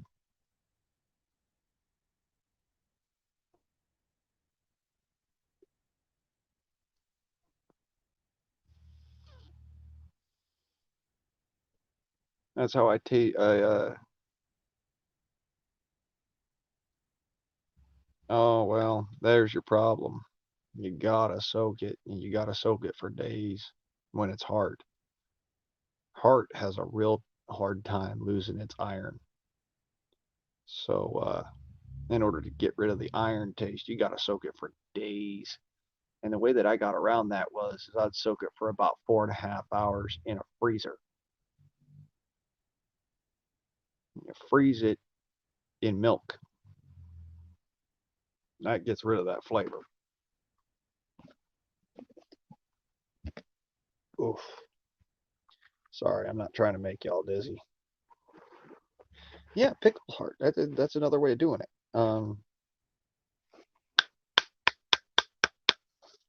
It's all just seasonings.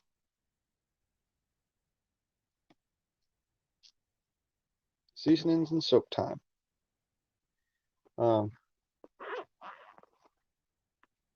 and actually, that's how my dad come about the idea of how to get the sulfur flavor out of eggs. When you do hard-boiled eggs, you take them straight out of the hot water and you stick them into ice cold water, and it'll suck all the sulfur into the shell. So you don't get that black, nasty yolk in the middle.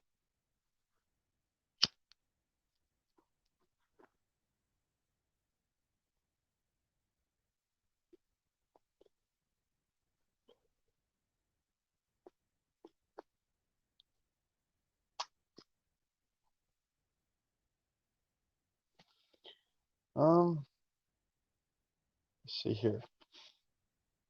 You know what? I got some good music for y'all that y'all might like. Let me go pull it up real quick and see if I can get that link on over here to the live streaming. Come on, come on, come on now. Go. Uh-huh.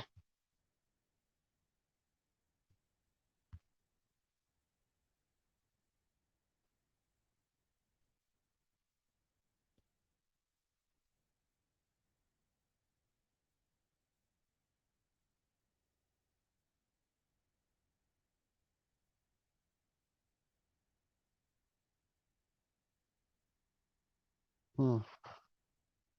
Okay.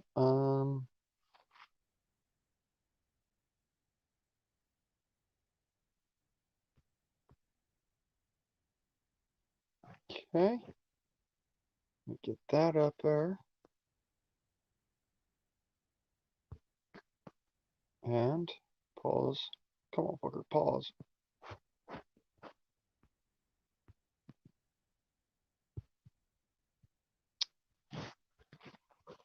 Just give me the link, why don't you?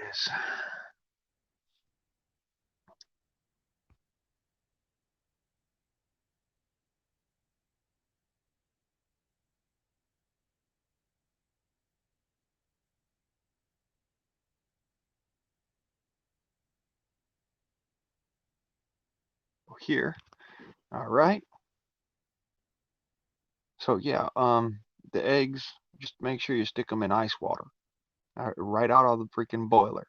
Now, um, y'all will love this song.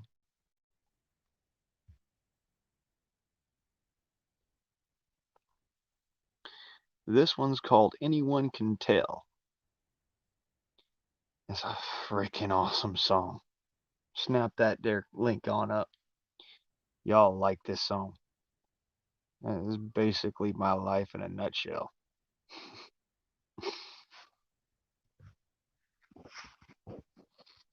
Oh, them coyotes, man, they're running around right now.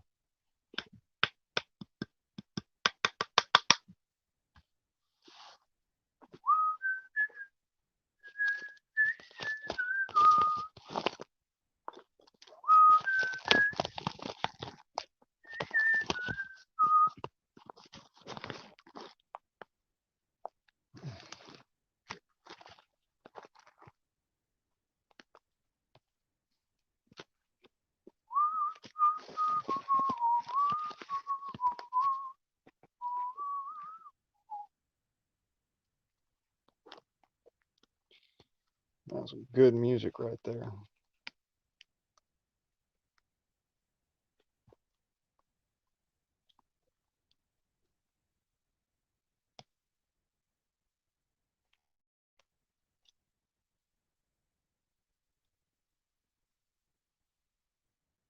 Anyone could tell you my guns, they were not drawn. And anyone could tell you I left that man unharmed. Some good music, man. Snap that up, y'all. I can wait. Good music. Good music deserves a good listen. Oh. Mm, mm. Oh, I'm getting too old.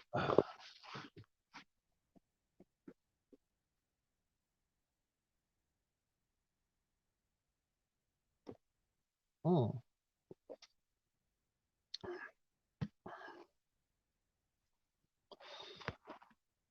So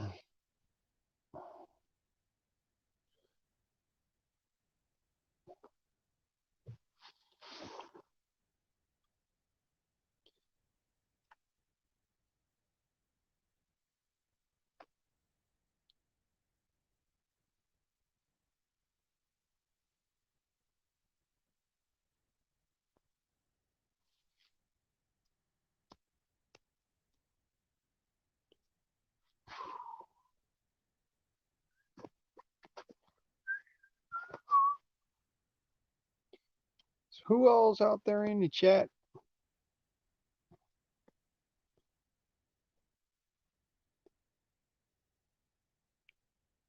Holla.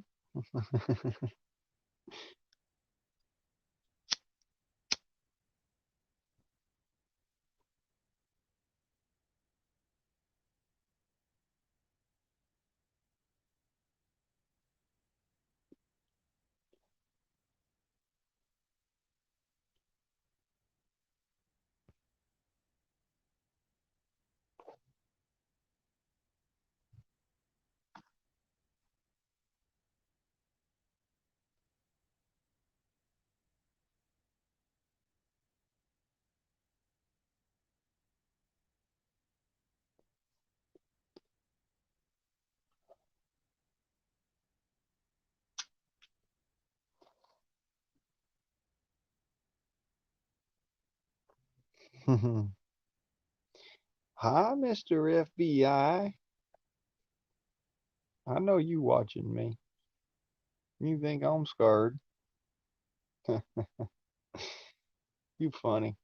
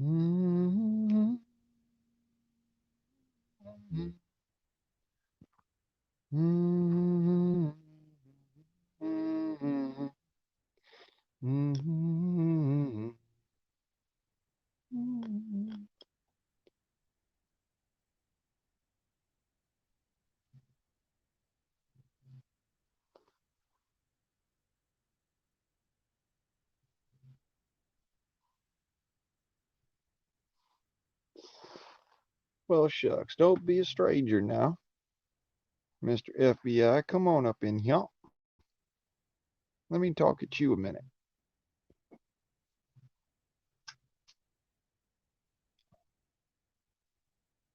Thanks, Cardinal.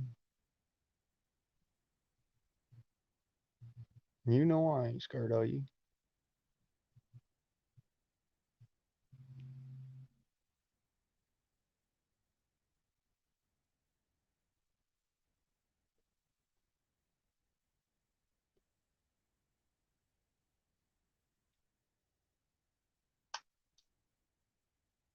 Everybody's welcome in my stream.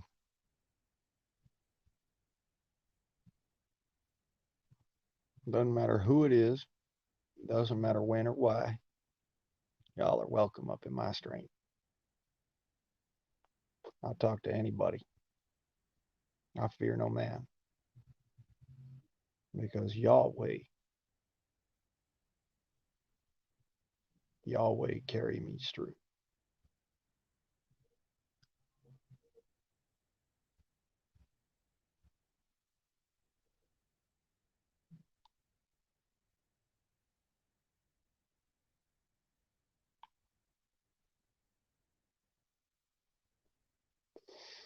So yeah, I killed that bear. Is gone.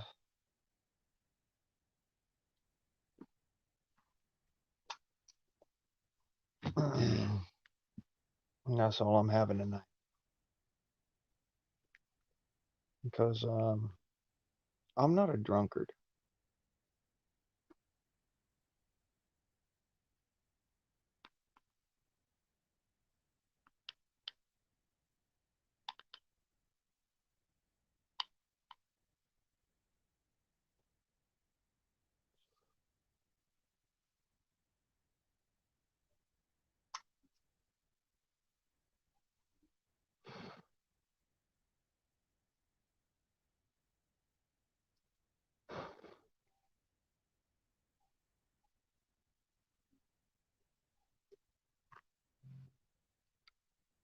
Don't be scared. I don't bite much.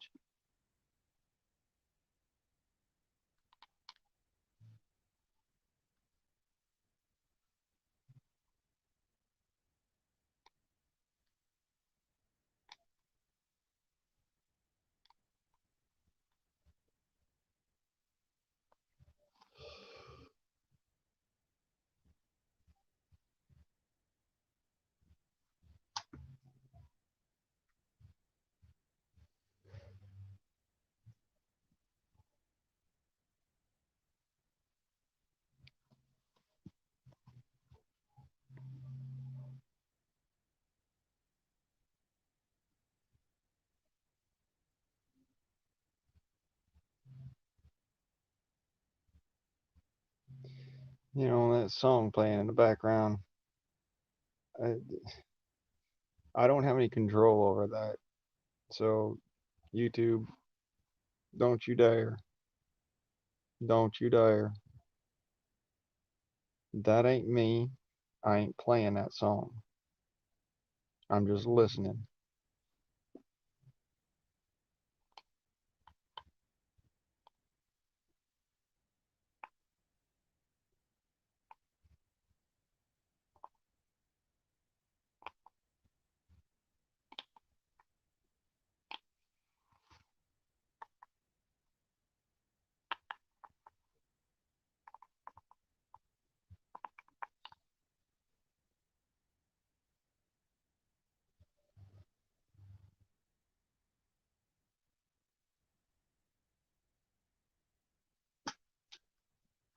Have I ever thought about content committees?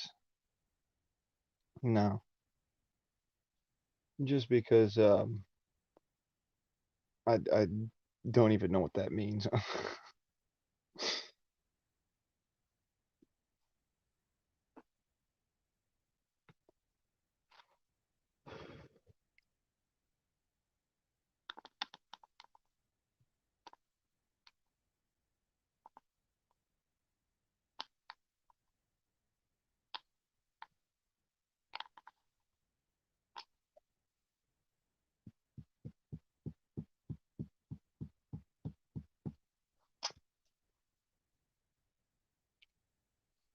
Don't get me wrong. I mean, if it's something I'd be interested in, I'd probably do it. But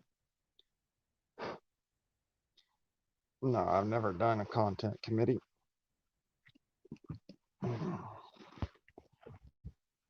Commentary. Well, brother, no, I've never done a commentary on content. I mean, I got a couple of things I got, that I could comment on. Like, you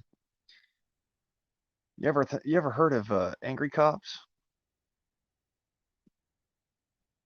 I mean, that fella right there. Me and him always don't always see eye to eye, but most of the shit he posts, it's kind of funny, just because the way he does it. Most of it, mind you. There's some of it that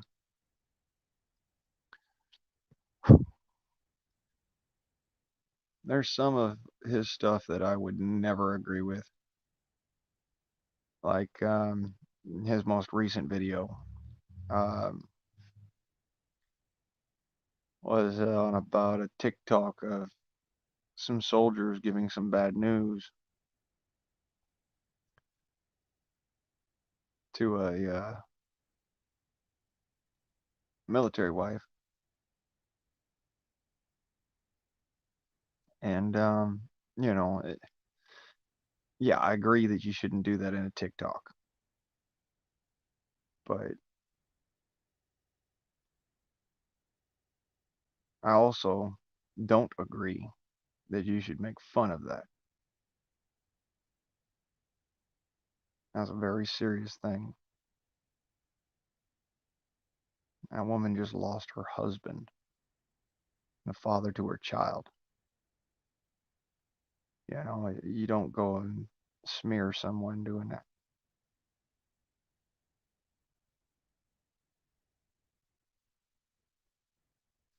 I don't give a good goddamn if they're using gigantic post-it notes or not.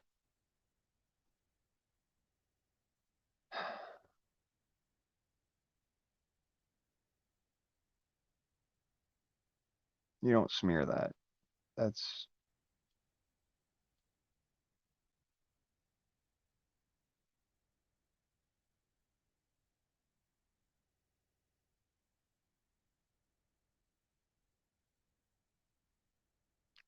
well, there's that. Um, yeah, I might in the future.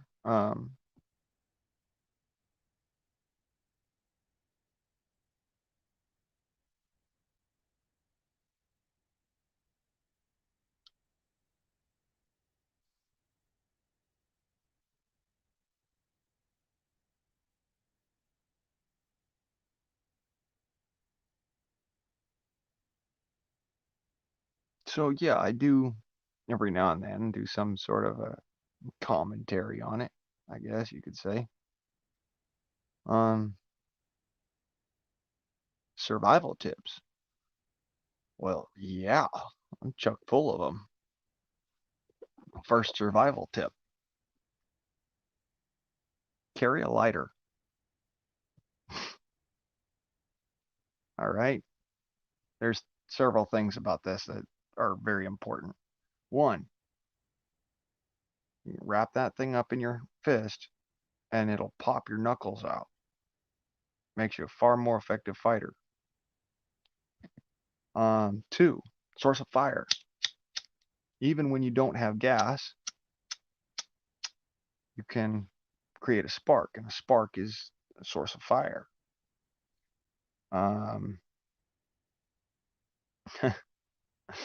yeah, sorry, I didn't realize what you were talking about, brother. I do lots of. God, I didn't realize that was what you're talking about. Content creation, content commentaries. Yeah, I do that all the time. Um, but anyways, yeah, carry a lighter. It's good for you. There's a lot of different uses for it.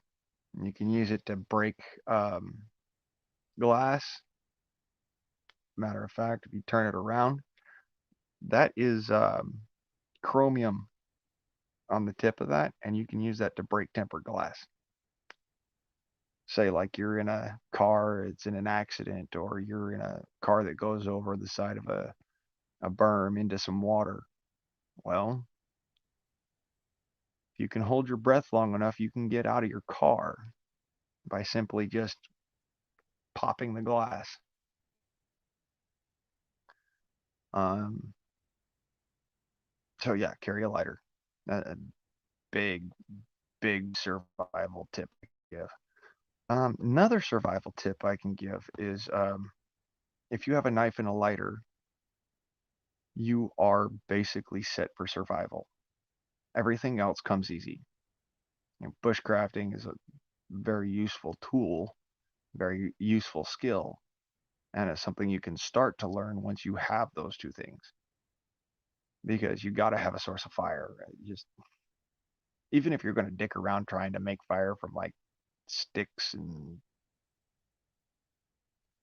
a bow drill and whatnot, it's good to have this because this is a confidence booster, and your morale when you're in a survival situation is far more important than just play acting like you're a survivalist. So carry a lighter, carry several lighters, carry duct tape.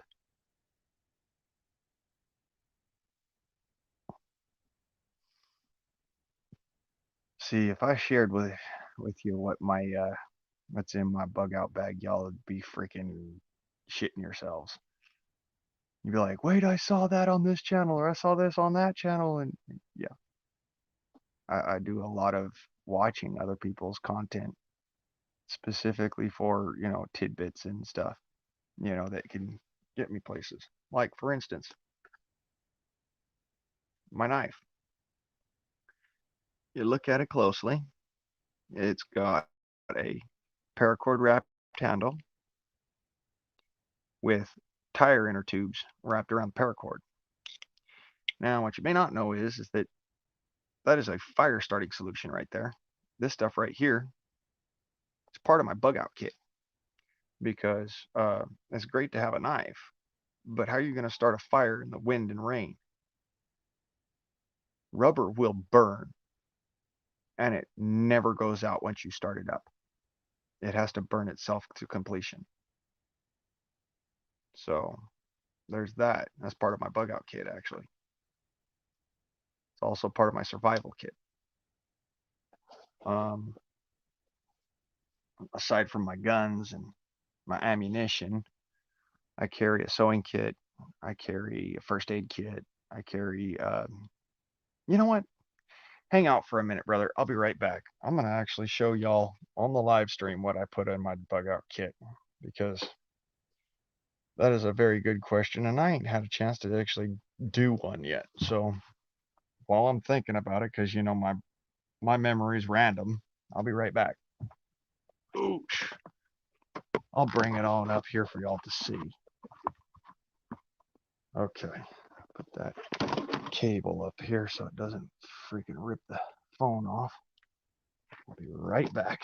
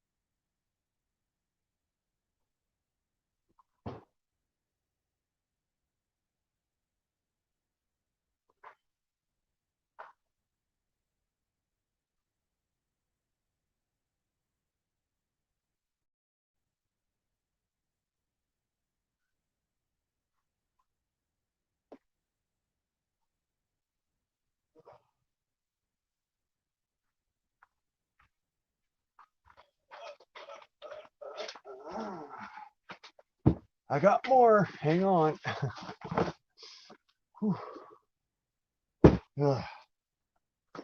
Freaking extra ammo, extra ammo, extra ammo, extra cell phone. iPad. I'll be right back.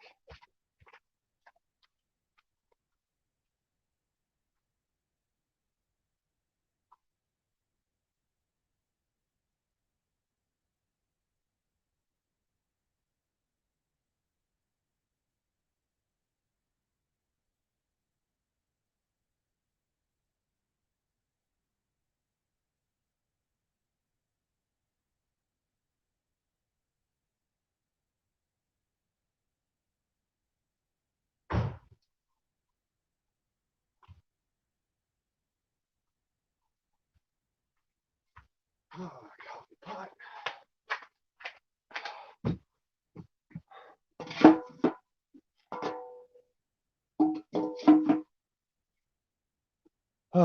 So, let's go over what I carry in my bug out kit, shall we? So, extra cell phone. It's always good to have one, even if it's not working. It's always good to have an extra cell phone because you can stick your card into your extra cell phone. Stocking cap. Stocking cap. Very important. Keep your head warm. I got a bug out vehicle. There's a difference. Oh. Them motherfuckers will save your life. Here, one more time for the camera.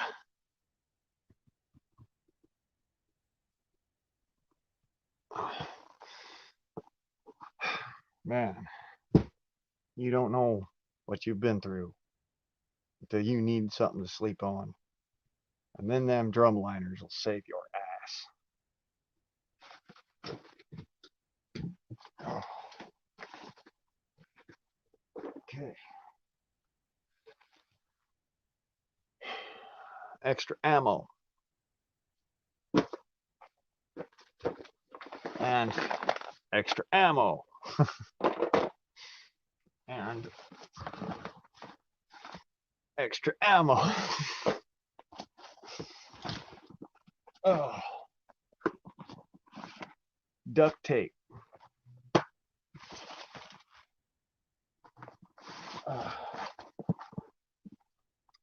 Deer drag.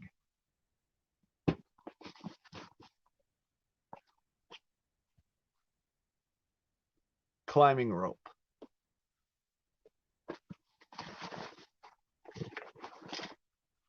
A good fillet knife, because you always need to cut something, and not always do you have something that's going to do it. Oh, the camera isn't keeping up with me. Okay.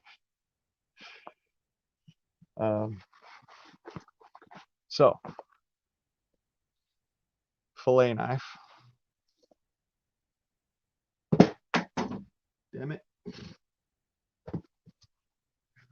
Lots and lots and lots of ammo. Always have lots of ammo, because you got to feed your freedom spreader, right?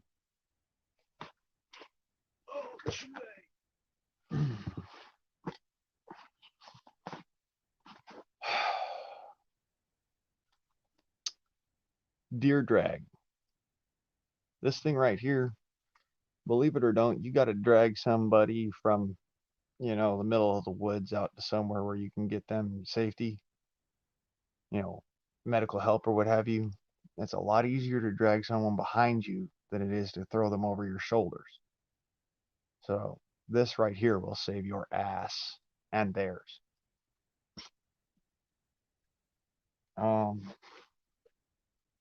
Carry mine in a pencil case,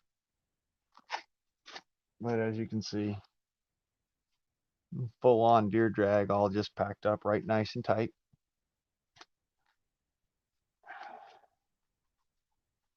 Now my pack isn't all the way packed up, so I normally carry a lot more than this in my light recon pack. And that's what this is a light recon pack.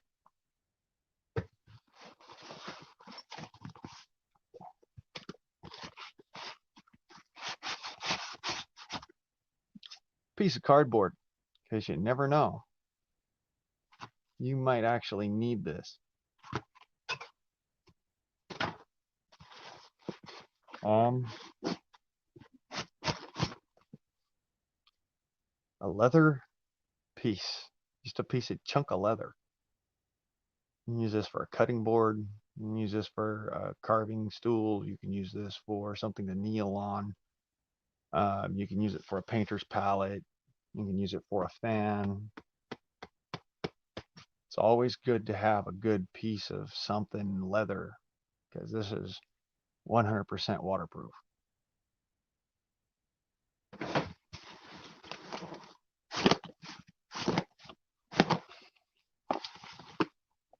First aid kit, because guess what? If you're bugged out, that means nobody's coming to help you. Nobody's coming to save your ass. You've got to save yourself. So, first aid. And it's best to get these ones with the heavy duty hard plastic case, because believe it or don't, when you're packing a lot of crap, things tend to get heavy.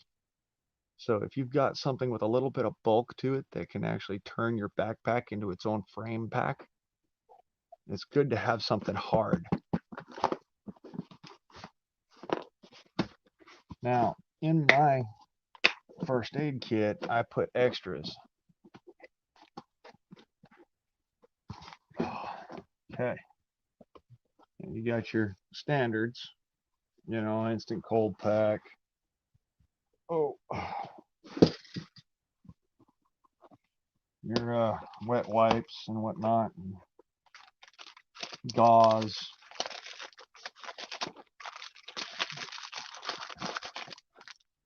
It's always important to have that. But some things you may not think of. A proper upholstery needle. Now this is useful for more than just sewing up your gear. Sometimes you may have to stitch up a wound.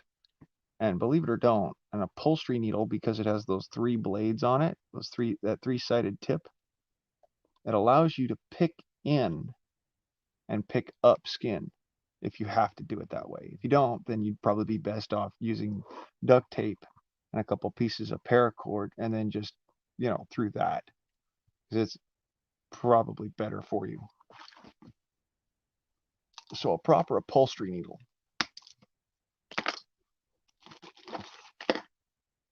Carry a method of sharpening your upholstery needle. This is just a simple little, key file. This package comes with a pair of scissors, but they're not all that great. So I carry extras, lots of extras. Tweezers.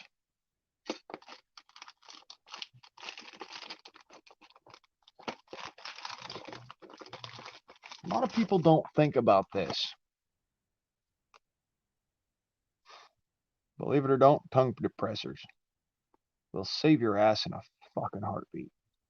You don't realize it until you need something to push something else out of the way so you can actually get in there and, remove a bullet or clean out a wound. You need to have something sterile to do that with. Tongue depressors are great.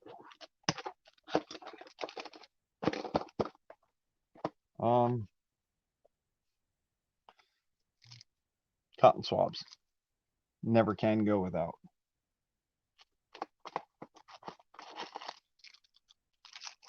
Rubber zip tourniquet. It's always useful.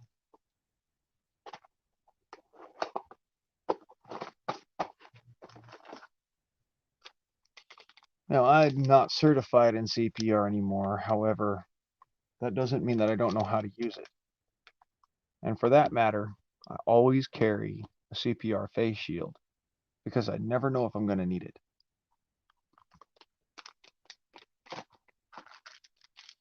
Extra gauze rolls, topical ointment, burn cream, antibiotic, eye wash solution. Always carry some form of eye wash solution because in the midst of it, you never know when you're going to need it.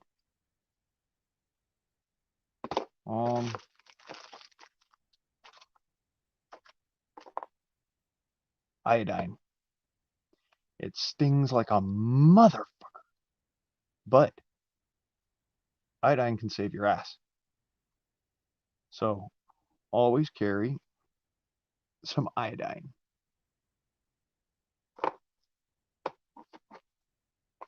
A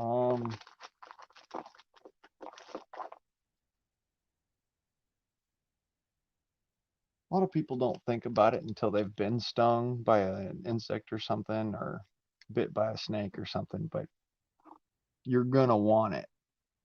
You are gonna want it. For one more time so that you guys can see that. Insect sting relief. Those are important to have.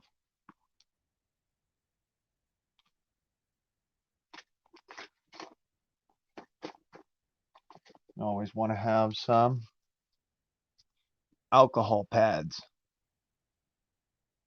Those things will save your ass in a quick hot second. People say, oh, well, what you doing showing off all your preps? Well, let me make this very clear. I'm showing you what I've got in my kit in case you've got to save my life. Think about that for a second. Because I may end up having to save yours, or you may end up having to save mine. Now, here's something that not everybody thinks about, but it is essential to your life. Salt.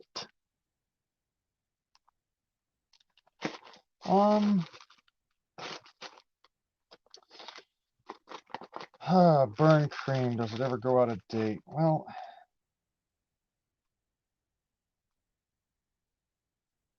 is benzalkonium chloride and lidocaine. No, lidocaine never goes out of date.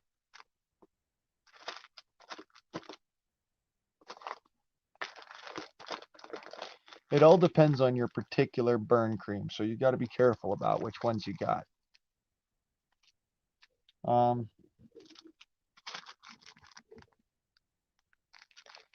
Plastic gloves. Very, very, very important. Because if it ain't yours and it's wet, don't touch it.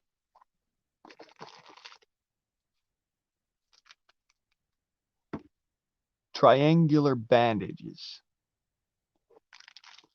Believe it or don't, somebody breaks an arm or something, that right there will save your ass. So once again, for you folks that have slower internet, non-sterile triangular bandages, strong mucilin cotton. It includes your safety pins in the back of it. Okay. This kit comes pre-made from AOS. And I add a couple of things in there just because, you know, you never know what you're going to need until you need it. And then once you've needed it in the past, it's good to have it. Okay. Which brings us to the ghetto IFAK.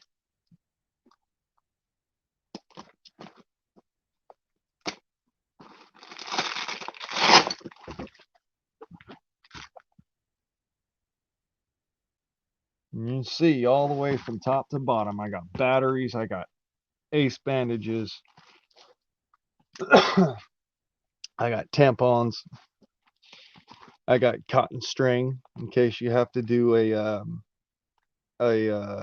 drain. Got 2 different types of surgical tape. Them things right there, you don't know it, but you need them. Those right there are clothespins. Funny thing about clothespins is they can also service as latch and forget clamps.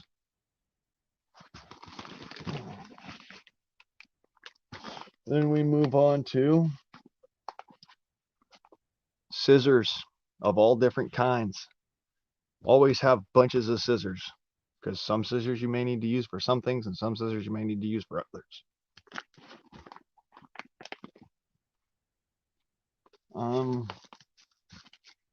More gloves,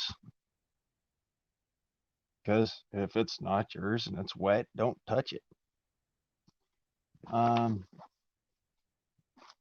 I carry a thing of Allen wrenches just because oftentimes I'm needing to use that as a basic tool for things like,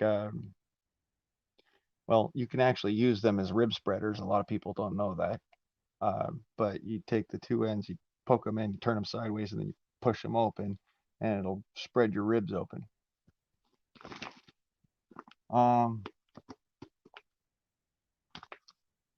Which side is that? Yep, there we go. Crazy glue.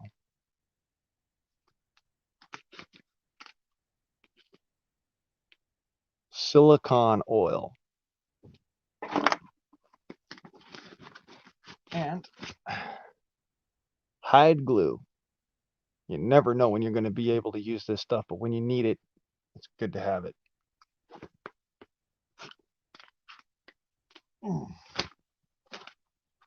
Okay, so it's hide glue, silicone oil, and crazy glue.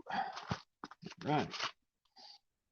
More gloves, because when it's wet and it's not yours, don't touch it.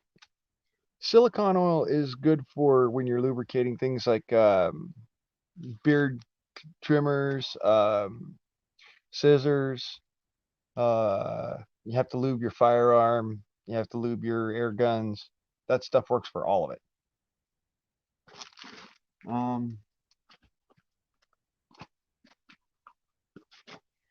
More cotton swabs, because cotton swabs, they're great. Get you some.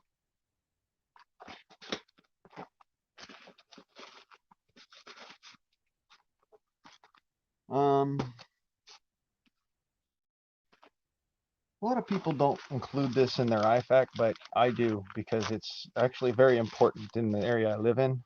If you're allergic to bee stings, if you're allergic to rattlesnake bites, if you're allergic to any kind of insect sting, Sharpie, so you can keep track of how bad the infection or what have you, the sting center gets. You always need to have something you can mark on skin with.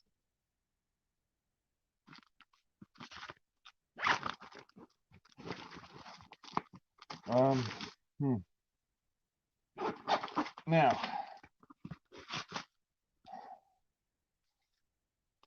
more triangular bandages.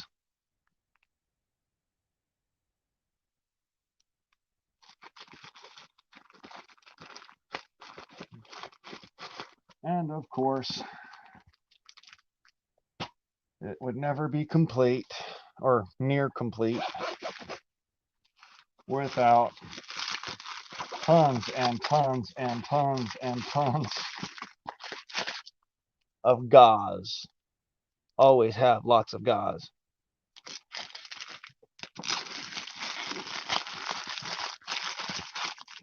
Now,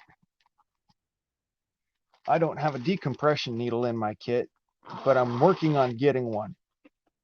And I can't recommend it highly enough. Get yourself an appropriate, medically certified decompression needle, 14 gauge. They don't come standard in most IFAK kits. I think that the Bear IFAK is one of the few that actually does, from Bear Independent. But I'm going to be getting mine through a medical supplier, so I'm going to be setting my 12 survivors up with that. Now, why do I have a rollout kit? Because,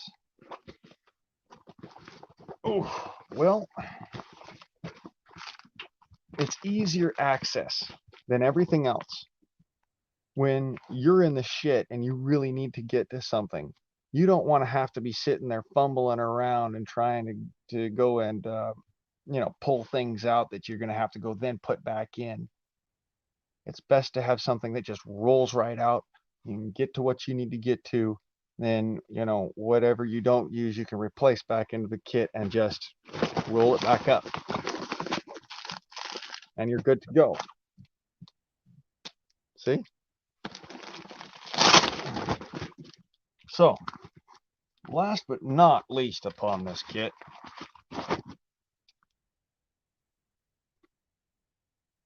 web belt doubles as a tourniquet. And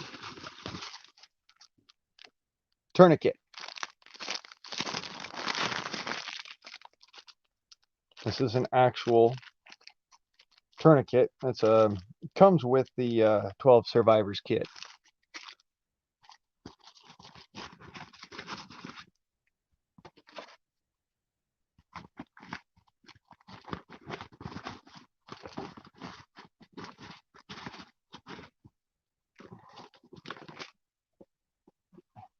Now, mine is personalized, of course. If you get a kit, I suggest you personalize it. Doesn't matter what kind, because the reality is, you're going to have to train with it. You're going to have to use some of your items, and then it's a bitch to get the rest of them back. So it's always good to personalize your kit so that you know everything that's in your kit, all that's good in there, and it's going to actually help you. Now, to this kit, I've added a standard Uncle Mike's web belt, which can double, if you see here, as a pistol holster. So when I'm walking around, on the shit, got a pistol holster. Okay. There's that kit. Now, diving back into the old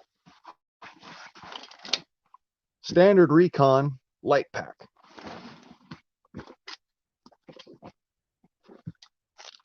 Sewing kit. Super freaking important. Get you some. Even if it's a 99-cent store knockoff piece of shit. This will save your ass. And it'll save your gear. And it might just save your fucking life. Now this is something I cannot sit there and freaking tout enough. Complete Wilderness Training Guide from the Boy Scouts of America.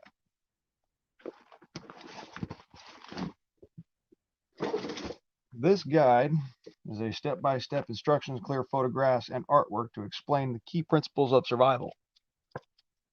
Everything that you need to know to survive in a shit situation or in any situation, from navigation to learning how to judge weather, surface, and knowing how to do water treatment, knowing how to do, how to run a particularly safe camp. I mean, there is so much knowledge in this. Doing your tent up, choosing a tent, all that, choosing a campsite. Ropes and knots. Learn this. Learn this like it is freaking, like your life depends on it, because guess what? It just might. It's got all of this stuff in here, tools, sleeping bags, kit, personal camp kit, footwear. It goes through all of it. There is no better survival guide on the market. And I guarantee it. I had to learn everything in this thing because at one point in time, I was a Boy Scout.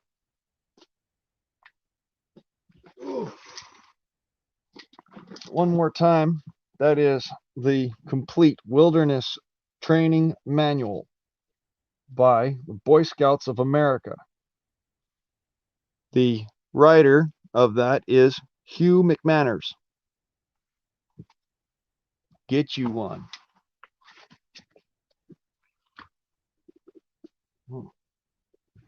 All right.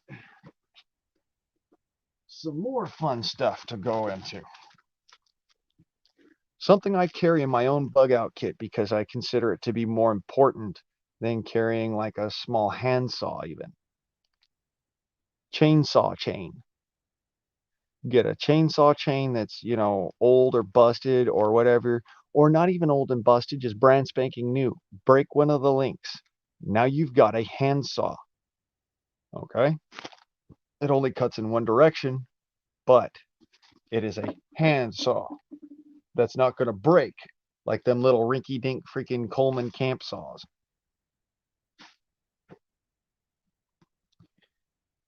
Carry bandanas. Lots and lots and lots and lots and lots and lots and lots and lots of bandanas.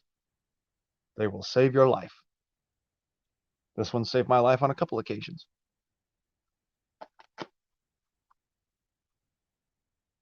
Kept me from getting heat stroke, for that matter. Another thing I carry. And why would you carry something like this in the desert? Swim goggles. Because guess what?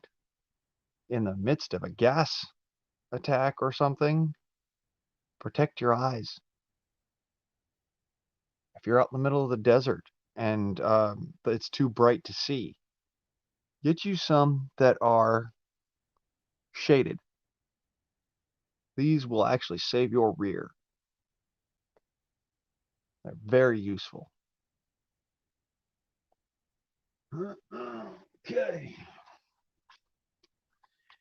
Carry lots of writing materials. You never know when you're going to need them.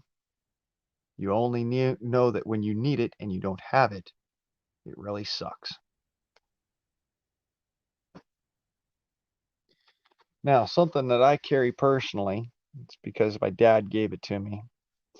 Handy dandy pocket reference guide. This thing right here has all the different things that you'd ever need as far as learning, element tables, properties, all that stuff, all the different stuff for working, just basic contractor knowledge. These things right here are worth so much because they can actually help you in situations that you wouldn't normally think they'd help you in. Like, for instance, converting silver to pure silver, that's in here. That knowledge is in this little tiny book. So get you one. They're useful as all hell.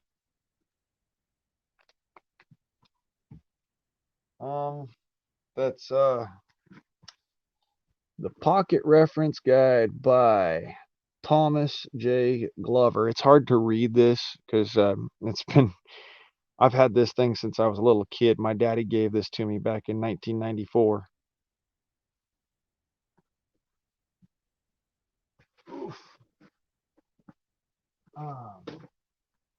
Okay.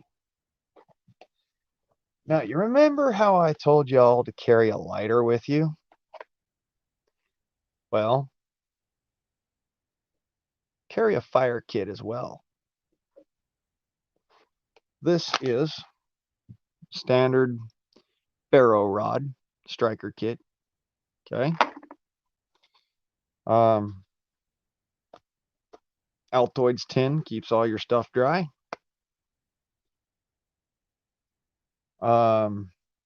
Hair ties keeps your Altoid tin together.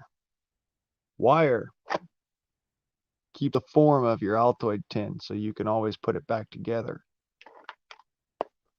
And in your Altoid tin, you should keep tinder material, fire starting equipment. Okay? Now, a lot of people, they get nutty when I say this, but it doesn't matter what kind of fire starting equipment it is. All fire starting equipment is useful. Even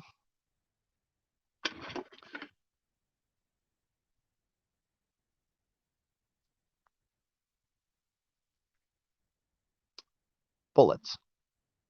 Because what you don't realize is that in this thing right here is everything I need to make a fire.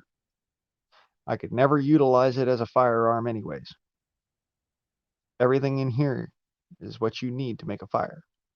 Simply break it open like you're breaking open a capsule, a pill. Don't ever, ever, ever use tools to break open a bullet. Because what happens is you'll blow your hands off. And don't ask me how I know. I've done it. Damn near had a freaking bullet go in my thigh because of that crap. That's why these are wrapped up in something soft inside my tin, so I don't accidentally have it discharge. Little bit of knowledge for you. But from a bullet, you can cauterize a wound, you can start a fire, you can protect your life if necessary. I would never want you to do that kind of crap, but if, I'm not going to tell you don't. That's on you, man. Anyways, fire starters. These things right here, more instances than I can count, save my ass. A lot of people don't know it, but steel wool, that'll start a fire right there. That is the perfect tinder. Another thing that's the perfect tinder is the sheeting from gauze, from like the gauze pads and whatnot. This little sheeting stuff is polyester. Once it catches fire, it won't go out. And then, of course, cotton. So I keep those bundled up. That's a fire right there. That's a fire right there. Each one of these little packages is a fire. So it's good to have that equipment there. This is stuff that actually saved my ass in more than one time. Altoids tin keeps everything safe, keeps things from getting crushed, keeps things from getting beat up. So it's always good to have a good, an Altoids tin. Not to mention, who's gonna look inside of a fucking Altoids tin, right? They might rifle through your shit. They see an Altoids tin, they're like, that's just fucking candies, man. Nobody wants candies right now. We're all worried about how do we get the rest of this started. So, um, when you have the tools to do so, I'd say use the bullet hammer by Lineman because it's the safest method. Okay, it holds onto the casing, and then you just smack it down on something, and it pops the bullet out the front end, and then all the powder falls out. But when you can't do that, take your fingers, okay, hold the bullet like this, okay, like crab pinch it in one set of fingers, then crab pinch the casing in the other, or the bullet in the casing in the other, and just work back and forth until it finally pops loose. Okay, and you got to be very careful to not end up with the last part of the bullet inside the casing. So it's you know working it out. You're going to use your knuckles pressing against each other, kind of like when you break open an apple by putting your thumbs down inside the core of it and then just rolling your fingers together. Same method. Matter of fact, I got a few I can sacrifice. I'll do it for you.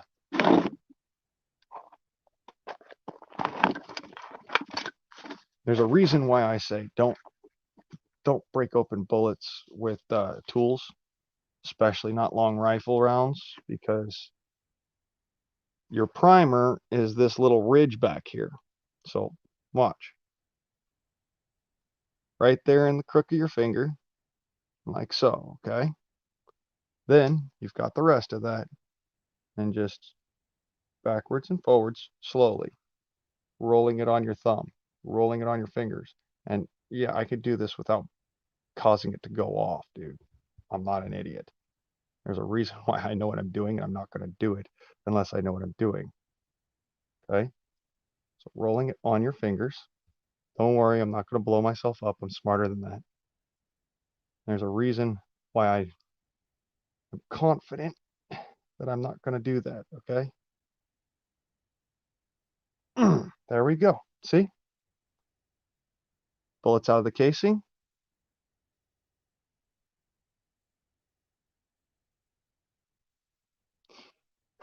It's all good, dude. I've got plenty. I've got a bunch of them, actually. And honestly, I could put this back in just far enough that it'll hold it without having it pop on me. See? I'm not sacrificing anything.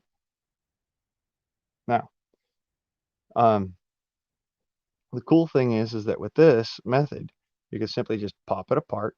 You've got powder, and with a quick flick of a Bic, that powder will go up. When that powder goes up, it'll ignite your tinder, right? So when I say do it with your thumbs and your fingers, there's a reason behind it. If you cramp down on this too hard, it can explode. Okay? Yes, this is 22 long rifle. Just a little itty bit.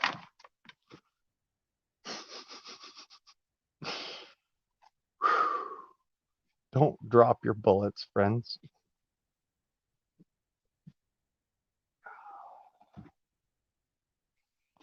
Okay, yes, this is a 22 long rifle.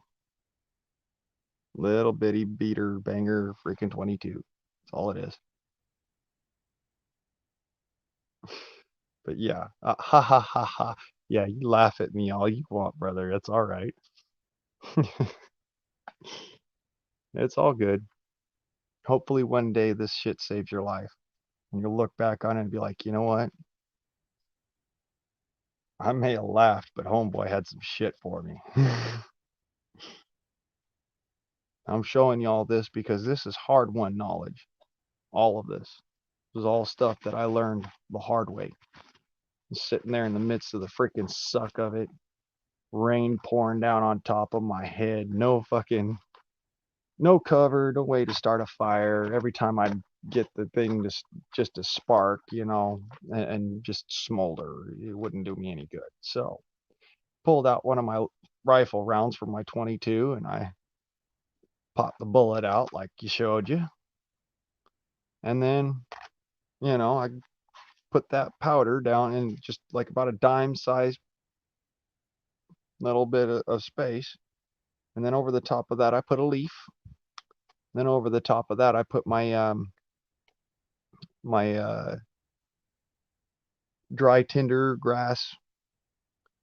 And then I sat there and I sparked and I sparked and I sparked and I sparked and I sparked. And then finally, one of those sparks went up underneath the leaf and went, whoosh. Yes, rain suit. Yes, yes, yes, yes, yes, yes, yes. That's where those drum liners come in handy. That's the other hard-won knowledge, man. Hard one. Freaking wow.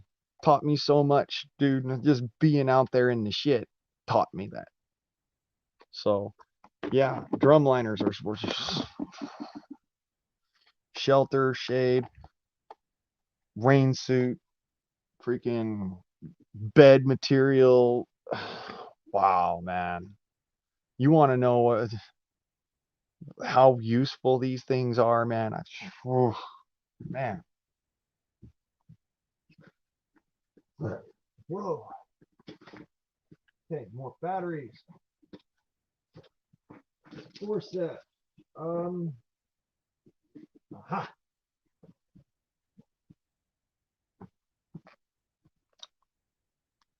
Things that you can never have enough of. Fishing line and cordage.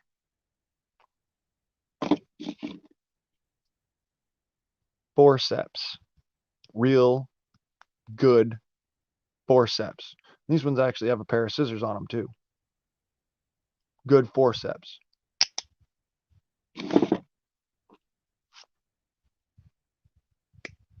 Needle nose pliers because you're going to end up having to fix something. Good pair of dikes because you're going to end up having to cut something.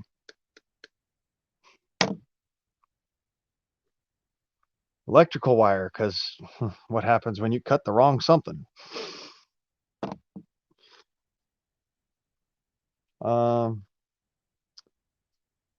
Survival orange vest, blaze orange. It's plastic, of course, but when you need to be seen, this is good stuff. And of course, a survival shelter. I carry it with me everywhere. Never had to use it. That blaze orange survival shelter. Okay.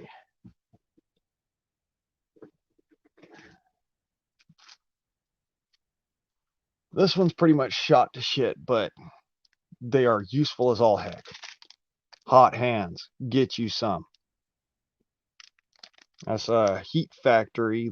That's what that one is, but it's basically vermiculite and iron oxide. You expose it to the air and it turns into heat.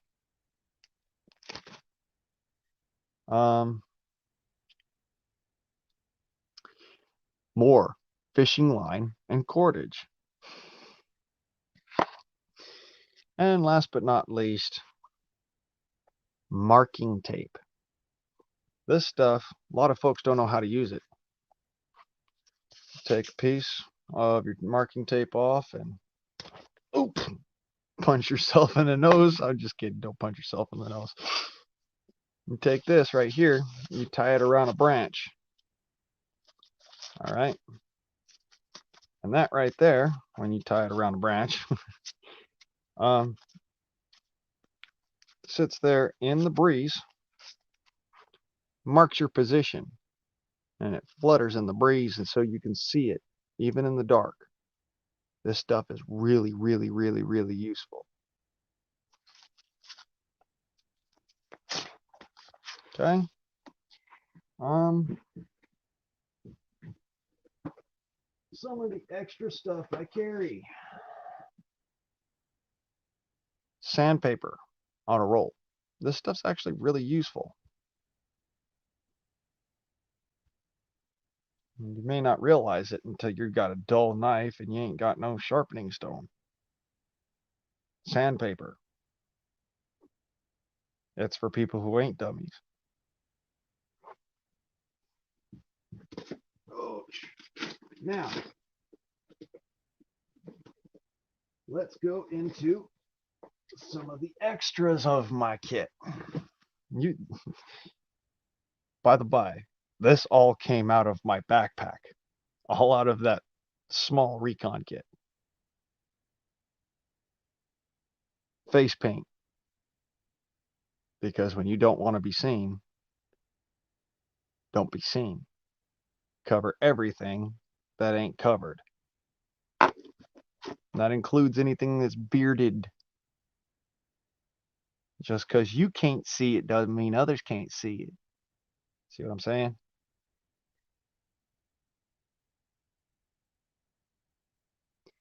Never can find your way anywhere without that. Good old compass.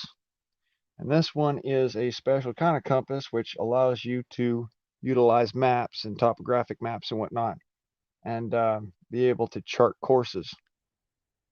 It's called a navigational compass. Get you one. Carry all sorts of extra little pocket knives. You never know when you're going to drop one and you're going to need to find a new one. So carry extra pocket knives. If you have eyeglasses or you have something small that you got to fix, carry an eyeglass kit. You never know. You might run up on somebody who actually has eyeglasses and they need help, but you don't, they don't have an eyeglass kit. Carry an eyeglass kit.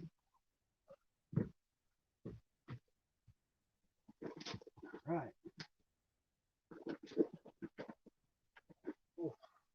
Okay. Y'all know I'm going to have to pack all this shit back into my pack. So anyways, extra ammo. Always carry it with you just in case you need it. This is 50 caliber ball shot. And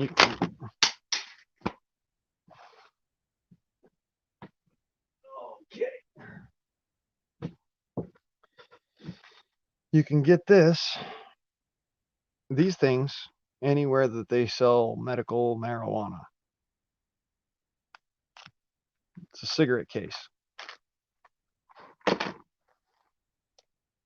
This stuff right here, you can buy at just about any store that sells hunting equipment. It's called Hunter Specialties Windicator.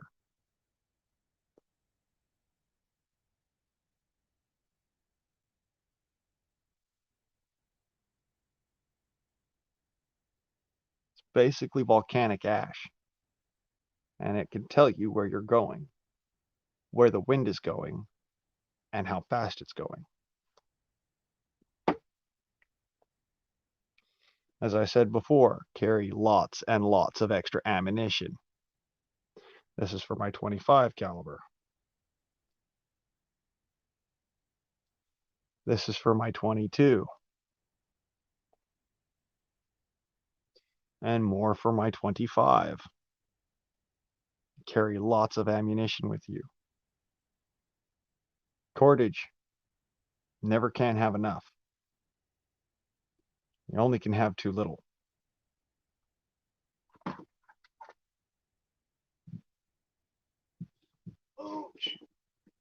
Okay. As I said afore, carry something to write with and write on. You never know when you're going to need it. You'll only be sorry that you didn't have it.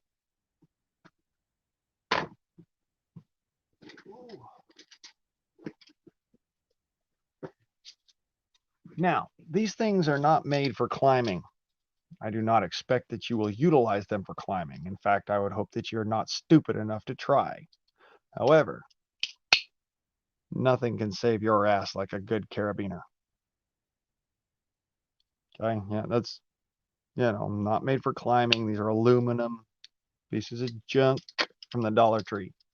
But when you have to carry something, it's good to have something there that you can carry it with.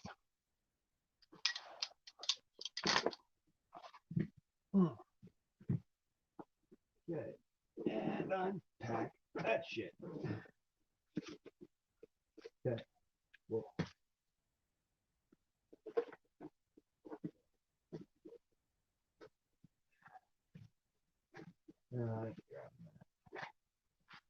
Okay, so two things here, well, three things really, that are going to save your butt.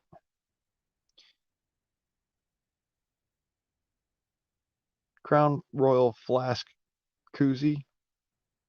You can use this for stuffing stuff in, like herbs and different healing stuff that you find while on the walk. If you go and you drink Crown Royal, grab you the koozies off of them because they're useful as all hell.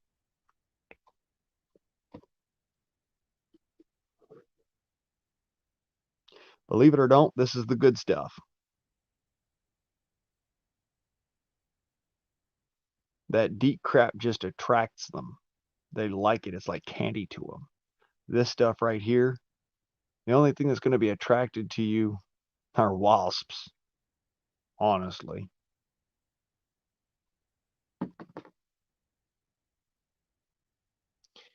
All right. And finally, learn how to make your own containers. And anytime you come across it, snap you up some beeswax. This stuff right here is so freaking useful. I cannot tell you how many different freaking uses are for this. I couldn't count them off. We wouldn't have enough time tonight. So, yeah, learn how to make your own containers and carry beeswax. This stuff right here is the ultimate for waterproofing. It's the ultimate for, it's a good laxative. Believe it or don't, this stuff is an excellent freaking laxative. And it's also really good for if you got to wax bowstrings, if you've got to wax thread when you're trying to stitch up wounds, or if you're trying to stitch up your gear without ripping it all to shreds. Beeswax, get you some. Okay,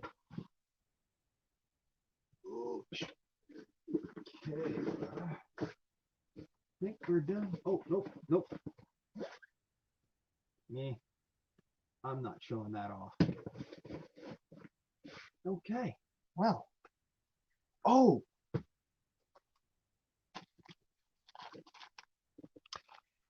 almost forgot.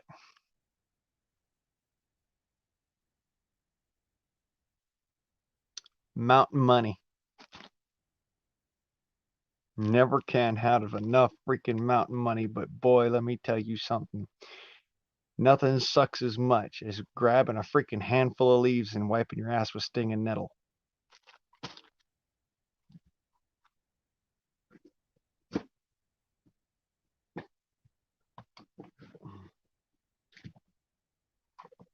So,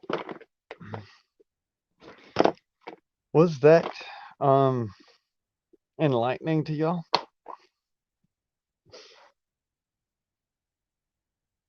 I sure hope so. So, let me show you something else that I found very enlightening to myself. And that is that if you own or operate a 50 caliber air rifle, see these? These are muzzleloader rounds. This one's modified, so don't pay attention to that, but pay attention to the fact that these are muzzleloader rounds. You can utilize these. Yes, I'll get to that in just a second, all right? You can utilize these as ammunition for your air rifles if you cannot purchase air rifle ammunition in your zone, okay? And that's Thompson Center and Are there any left? Really? Well, I've only got my Thompsons and those 2 Reaper rounds. Okay. Well,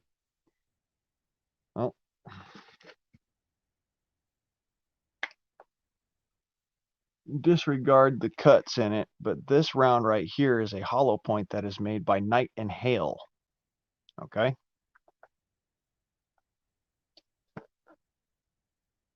And you can modify it pretty easily with just a hacksaw. Make them into Reaper rounds. Okay, so now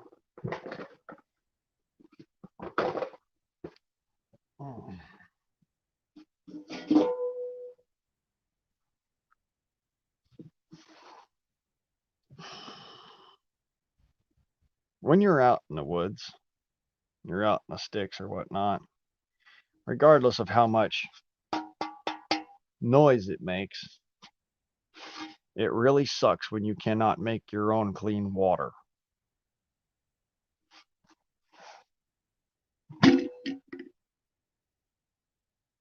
It's more important to have something to boil water in than it is to boil coffee. And you can make coffee without a percolator. So carry a good stainless steel pot with you.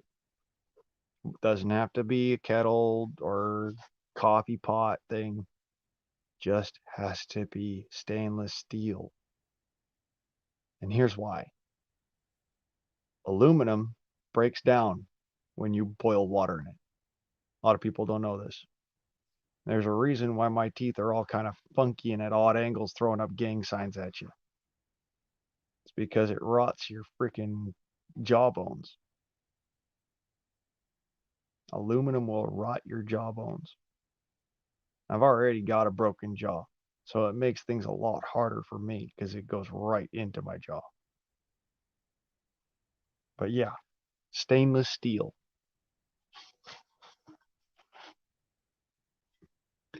No, brother, hey. I know you were joking, all right, but seriously, it's a good point that I had to make. Stainless steel is very important because stainless steel, unlike aluminum, it's not going to leach those dangerous items into your water and into your food. Aluminum will.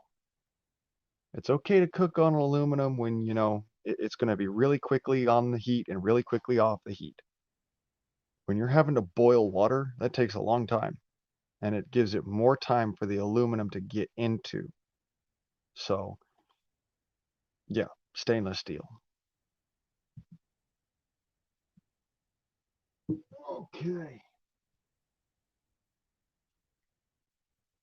Well, I sure hope that I did something good tonight. You know, of course, I had guns and ammunition on here, and there's some things that I didn't show you because, you know, YouTube will flip their lids if I showed you. Like fireworks, aerial fireworks. You need to have some form of signaling device, okay? And that's why, one of the reasons why I'm not going to show it to you. The state of California has some really fucking weird laws about that shit. You can utilize it if you're in a life or death situation, but other than that, it's illegal. So I can't actually show them to you. However, I will tell you that if you get aerial fireworks, go for ones that have reports and go for ones that have colored stars. Okay? And there's a reason behind it. If you are even slightly savvy in signaling, yellow means that your situation's not that bad, but it's bad enough you might need some help. Red means come quickly, I'm dying. Green means I'm lost.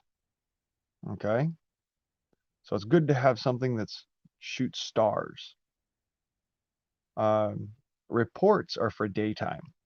If you get something with reports, it's good to have for the daytime because nobody can see stars, the aerial fireworks with stars at night. But in the day, in the daytime, but at night, they're very useful. Reports are what you use in the daytime. Any kind of firework with a report, because it's going to be something that people are going to be able to directionally hear after you've shot off like 2 or 3. So it's important. Carry aerial fireworks. Certainly, once you've shot them off, go out and pick up your trash because that can cause forest fires, But at the same, if you're hurt and you're dying or something, and you need to get help now, and it just so happens there's a helicopter flying past you, shoot off an aerial firework. They'll see it. So, yes, like I said, I'm trying to be helpful, and I just don't want to end up breaking the law or some shit. And that's actually what got me into trouble with Dangerous Freedom. Um, Shit, fucking asking for help on destroying some items that some Antifa member made. See, I know the difference between useful and dangerous. Yes, very much so needed for people to know. Okay. You're gonna draw attention to yourself when you shoot one of those off. I guarantee it. For those people who are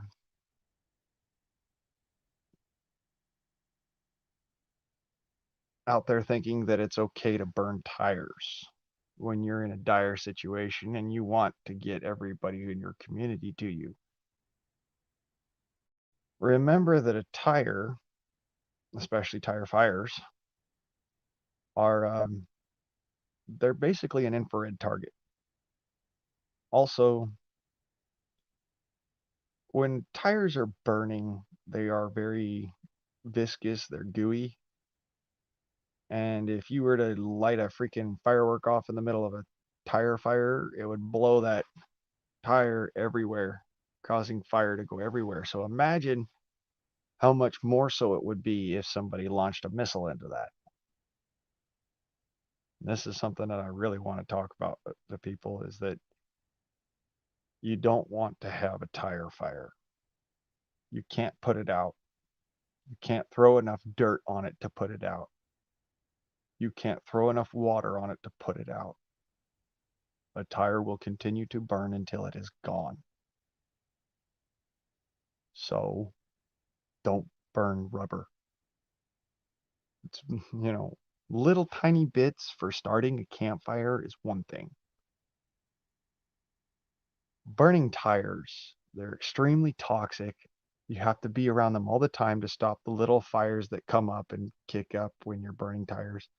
And at the same time, they make a horrible stench. On top of all of that, there is nothing when you are in a situation where, you're, say for instance, like the military decided to go after civilians. This is, yeah, one of those crazy ass, only a Minuteman would think of this shit. Okay. Um, but say that the military does start going after civilians. It's not unheard of. It's happened in our history. If you are burning a tire, remember that America is the foremost provider of heat-seeking munitions. Okay? So imagine for a second. You're giving them a target. There's a reason why I say aerial fireworks, they work great. That's one of the reasons why they don't want you to have aerial fireworks, because that's a fire that's traveling away from you. And if it's traveling away from you, it gives you the opportunity to divert things like heat-seeking munitions from your position. Again, something only a Minuteman would think of. But it's good for you, man. It's good intel that I'm pretty sure that at some point in time somebody's going to use it, and it's going to be a needed bit of intel. Um, hmm. You know what? I can show that.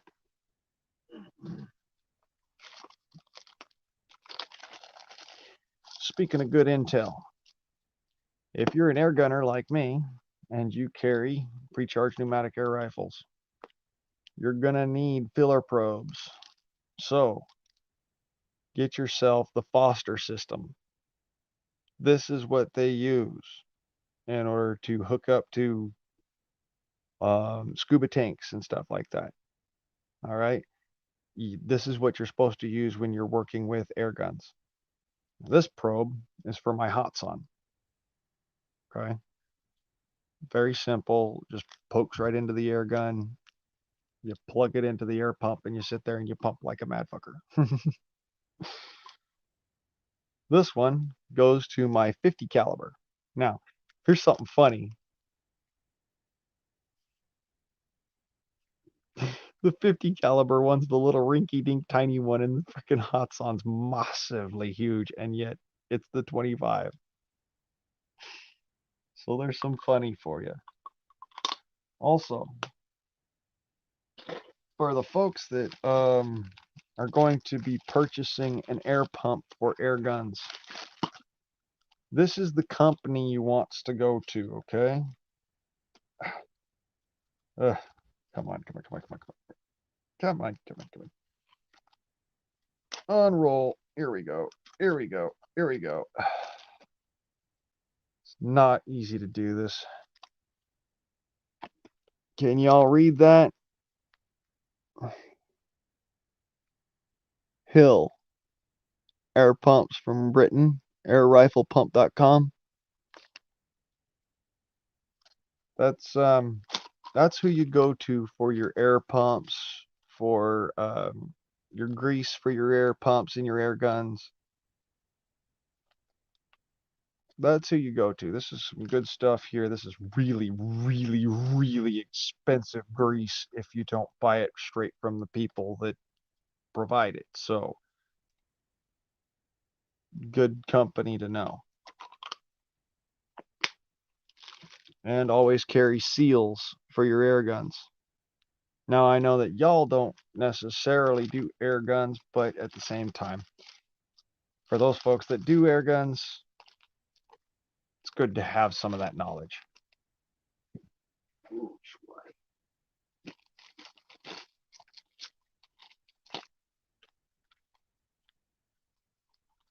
And yes, this stuff does need to be more mainstream. I agree. 100%. Matter of fact, I hope you don't mind there, Jay. I'm gonna put that up on the.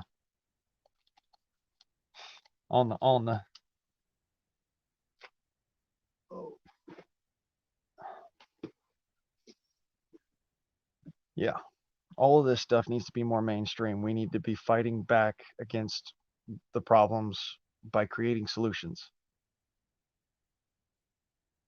and not just reacting, but by creating solutions before there's a problem, so that they don't create a problem. See what I'm saying?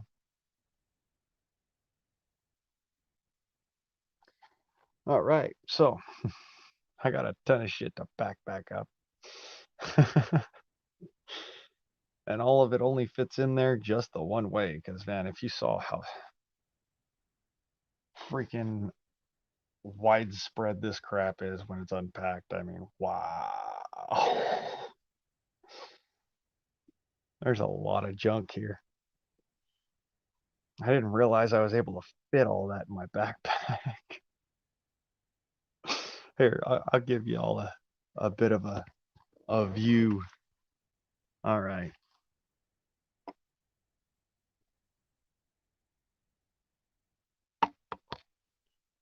And then, of course,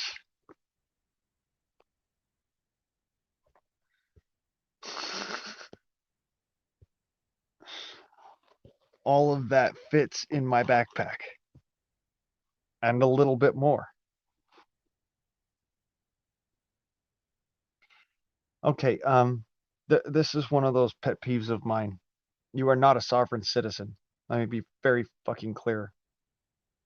You're not, no. There's no such thing as sovereign in the United States. The government is not sovereign, and you're not a sovereign. Because to be a sovereign, you'd have to be a king. None of us rules over any other person, which is why it is so irritating to me. Don't call yourself sovereign. You're not. You do not rule over anybody, and nobody may rule over you. You are natural. Okay? And yes, it's education so people can be natural. But please, dear God, don't call yourself sovereign because that just irritates people. And you ever want to piss a cop off, call yourself a sovereign. That will piss a cop off because their first and foremost mandate is to be set against tyrants. And a lot of people don't know that about police. No, I'm not a police officer, but I do know because I have a lot of contact with police that's how they react to it. And it's also how Minutemen react to it. I mean, call yourself a sovereign to a Minuteman, you might get smacked. Being serious, don't call yourself a sovereign. Just don't. You can think of it in your head like that. Okay, I'm the king of my castle. I rule over my domain. You're not a sovereign because you are not a king. Kings are tyrants, and we do not deserve tyrants. Okay, we deserve good folk, friends, happiness, joy, pursuit of happiness, and the right to be liberated, to be free in our day-to-day lives. So, yeah, that little, mm, yeah. Don't get me wrong, brother. I still love you. All right. I'm not mad at you. I'm just, it's the little word that just ticks me off.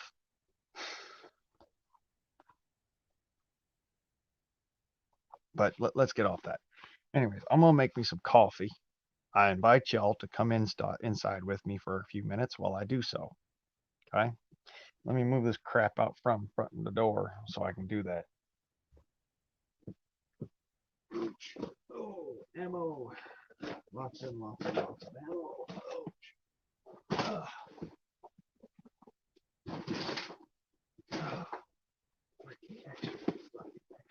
Extra, more extra. One more ammo. And that, and that, and that, and that, and oh, pistol upon me hip. Oh.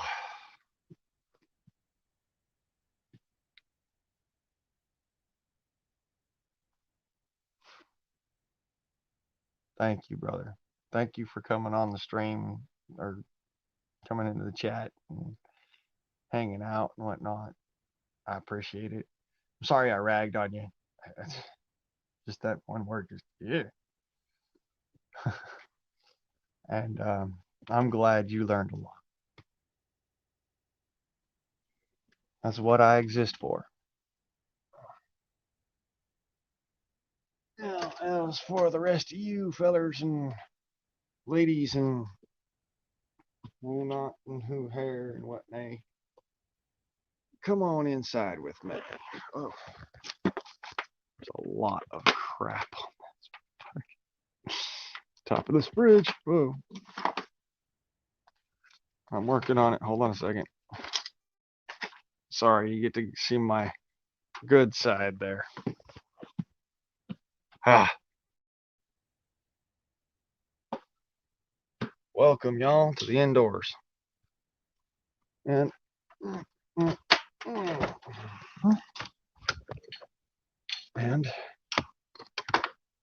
there's that. Oh, come on. There's that. Haha.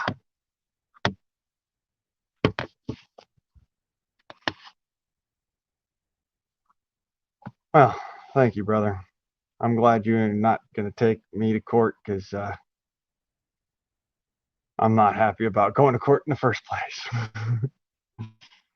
Oh, coffee and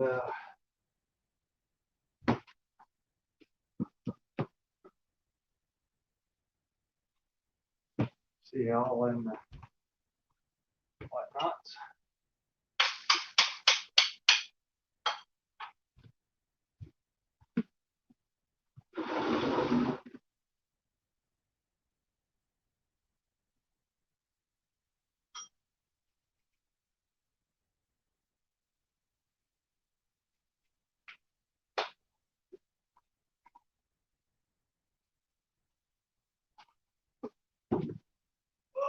Okay.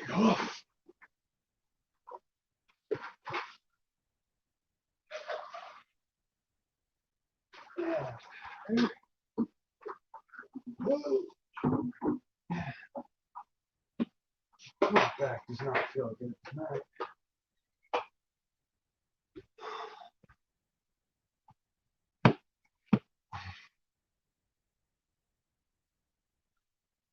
I'm so tired. Yeah, I think I'm gonna end up doing the same thing and going to bed pretty soon here. But I had a blast, y'all. I mean, I really did. Um, Good coffee. I might stick around for a couple more minutes and whatnot and chit chat for a little while. And I'm glad y'all actually got a bit of entertainment out of what I can give, because I'm a pretty fart smeller. I mean, smart feller. And I try my hardest trying to educate folk, because what I've been through has taught me things that you can do on a civilian budget, on even a slight civilian budget. Because what most people don't know about the military is the military gets all of their gear basically handed to them. The civilian Minuteman has to purchase and procure his gear all by himself, all by his little lonesome, with his own money, which is the difference between being equipped with grenade launchers and rockets and bombs and just being equipped with your rifle and your wit and your gear. It's very important to me that I get y'all somewhat involved, somewhat educated, at least to the point where you can defend your own family, you can defend your own folks in your own community. It helps in ways that you cannot understand.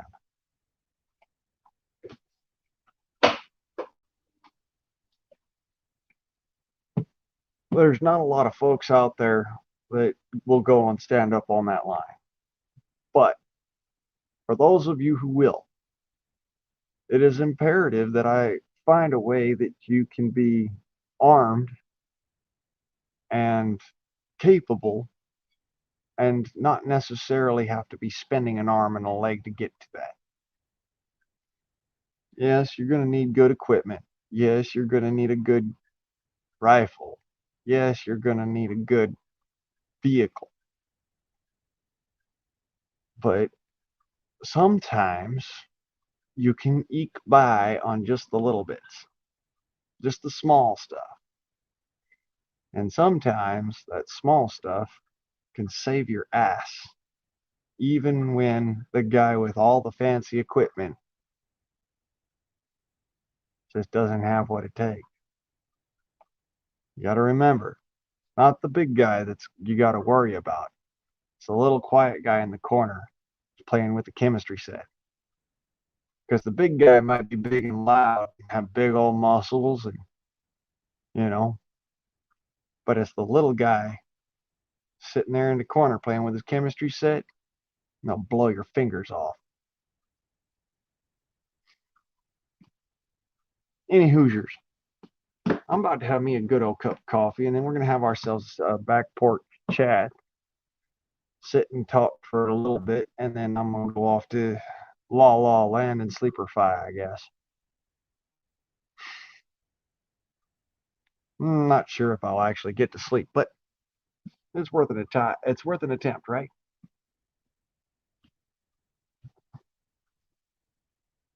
Come on, Cody. Rule.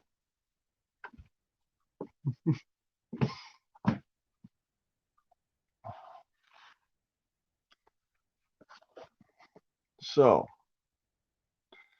anybody else got any questions I might be able to answer y'all and talk to y'all about? And maybe, I don't know, perhaps satisfy some curiosity. I mean, that's why I'm alive. That's why I'm here, y'all. So, let me know. Chat me up.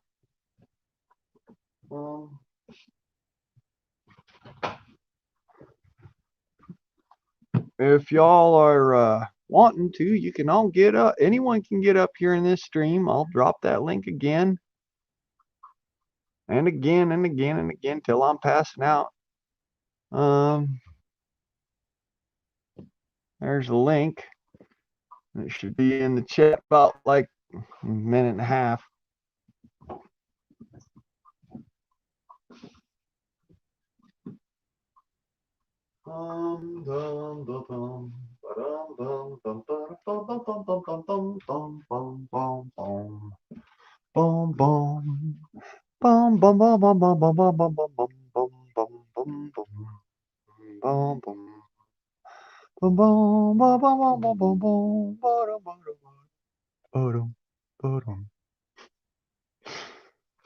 I laugh, I joke, I tease, I make funny littles, but at the same time, I'm having me a blast in this life, you know? You get mad, and then you get glad.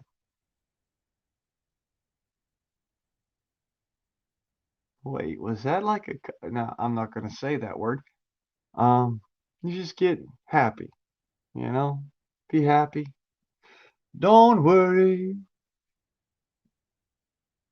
Be happy. Don't worry, be happy. It's all right now.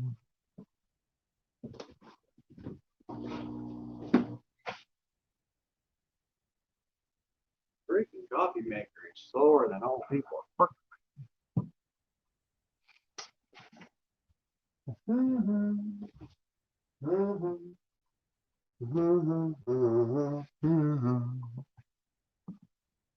Let me know what y'all want to see next. I thought I'd go ahead and show you all off that there. Huh. A lot of clearing up here. From the old unpacking of my bug out pack. That's gonna be once I get off of yon stream. That's why I'm putting together my coffee, because I'm gonna probably need to for a couple another 15, 20 minutes be sitting there packing my gear together. Any Hoosiers up in the stream, give me a shout out. Any others, click that link.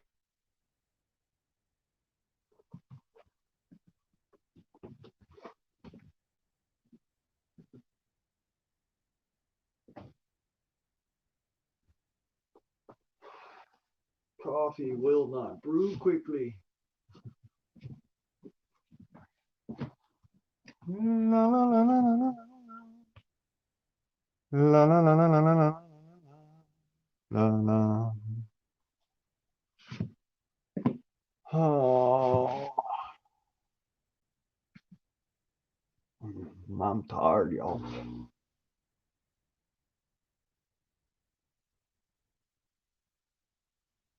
I'm about to lose my mind on this thing.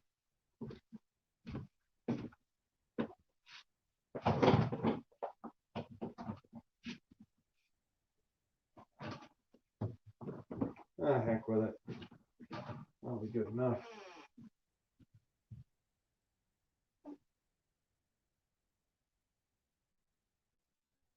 Specifically because it is clogged. That explains a lot. Nope. It's that ice. Okay, fine. Mm-hmm.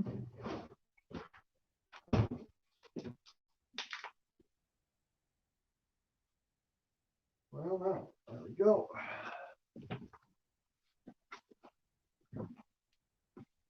Any and all are welcome in my stream. And a Mantoid. Sugar in there. Because coffee sucks without a little bit of sweet in it.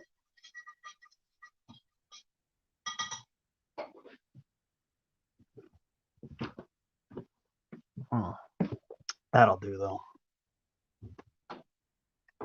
Something to warm the cockles.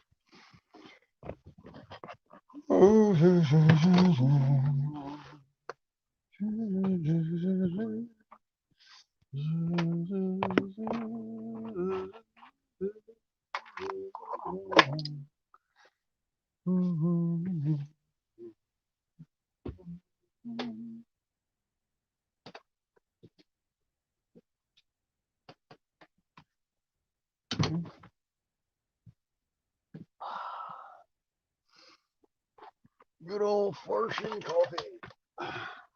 Nothing beats it. Ooch way. Now,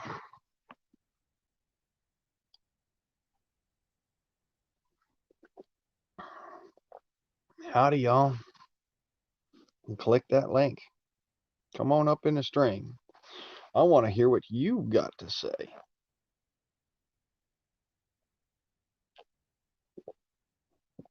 Don't be shy. I don't bite much.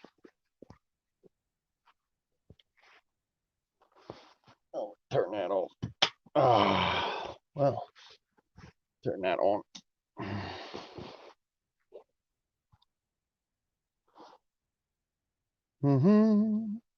Let's get that thumbs up in there.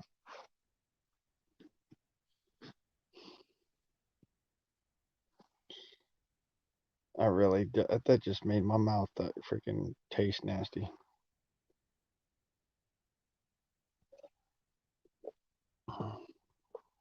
I can't believe I asked somebody to thumbs up my video. That's gross.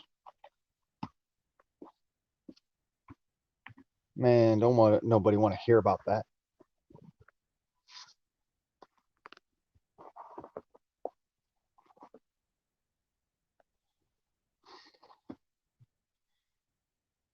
I was bound and determined to get somebody to smash that dislike button, right?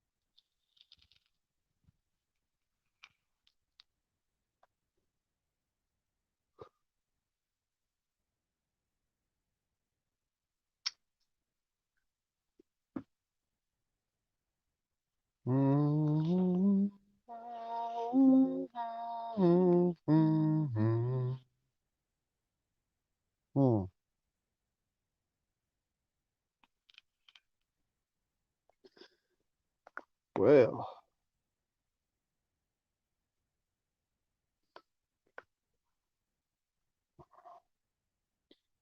y'all be welcome in my stream. Y'all be welcome on my scene.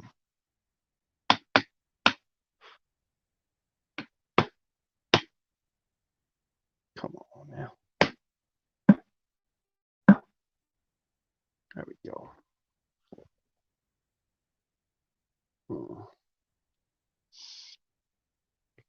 Streaming from a cell phone. Who'd have thunk it? Certainly not me.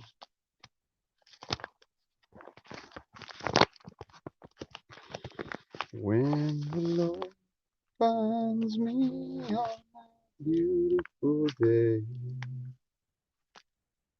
I'll walk into the glory of His way.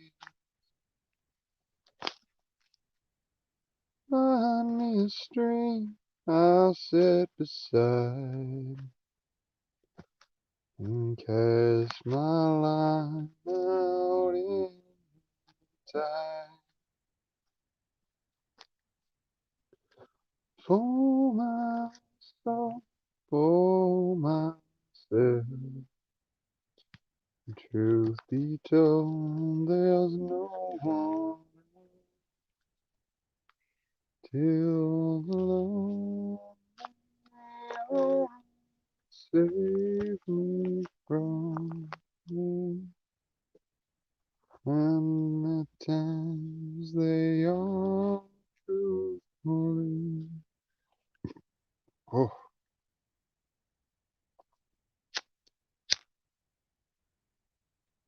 Hmm.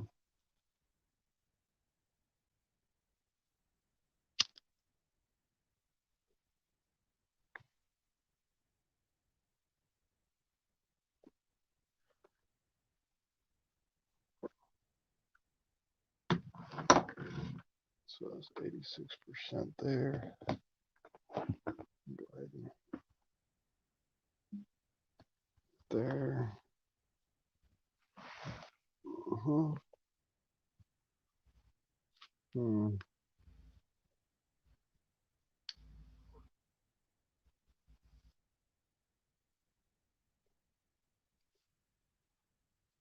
Hmm.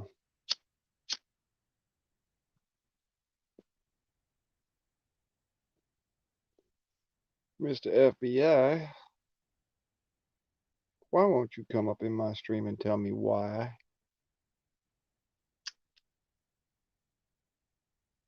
Why are you watching me so closely and yet not giving me a set of a hi?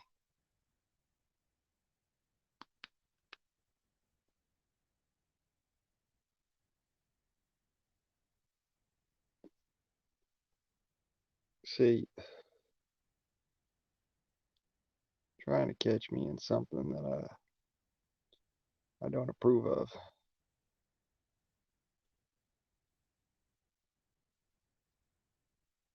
You know what they call that, right?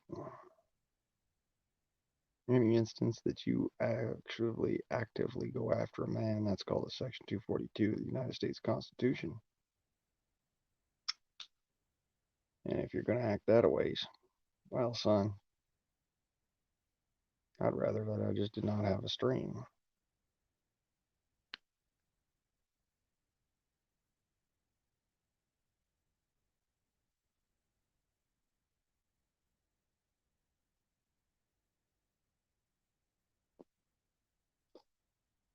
Of course, you do have the right to remain silent, but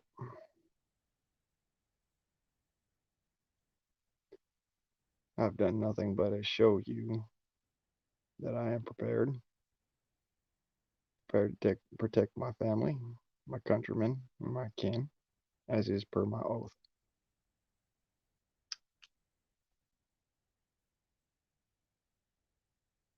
I find it kind of abhorrent that somebody would sit there and just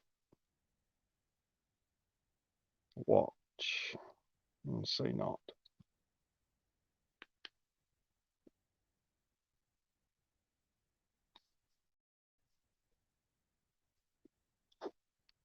Because believe it or don't, whether it's You talking mess?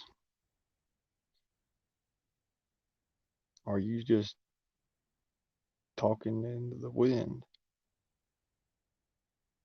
At least I know you exist, rather than just looking at a number on a screen. Because believe it or don't, whether or not you think that I'm human, I know you are.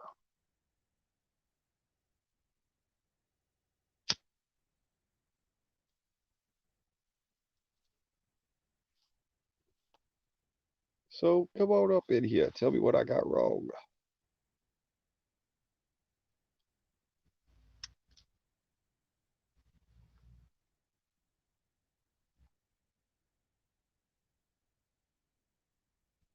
Unless you can't, of course.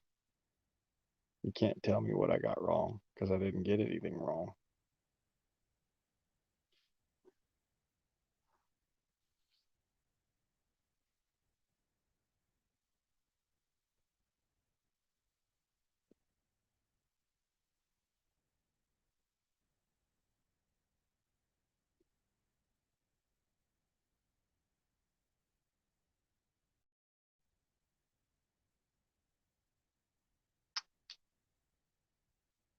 Oh,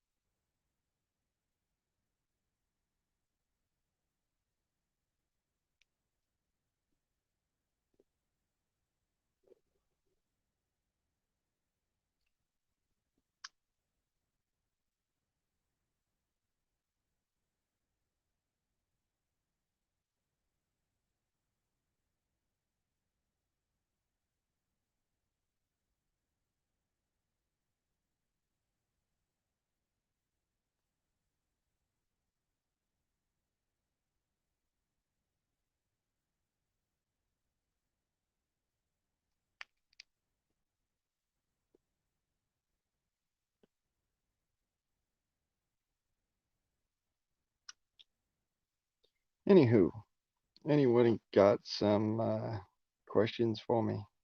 Comments? Speak up.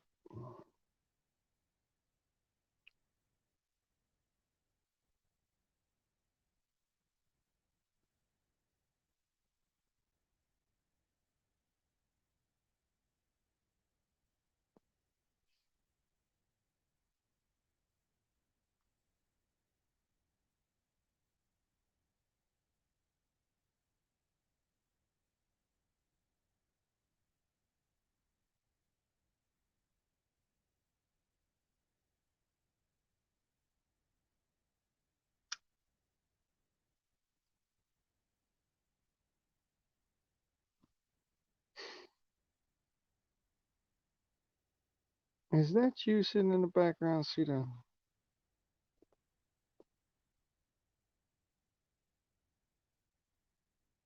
Could be you. It could be Tom. It could be just about anybody. Hell, it could even be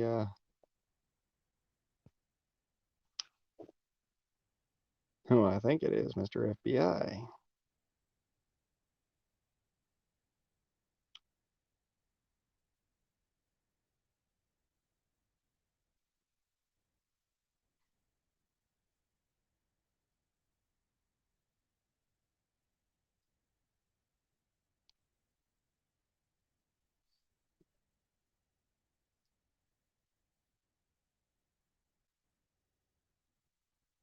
I won't know till you speak up.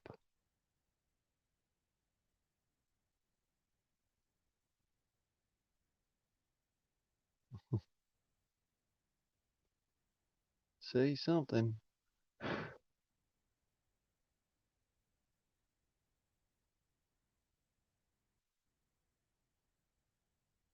Or be scared. Doesn't matter to me.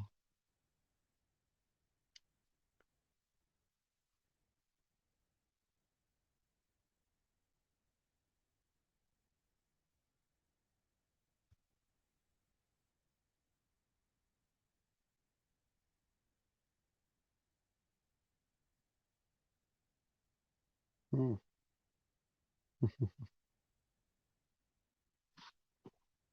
Yeah.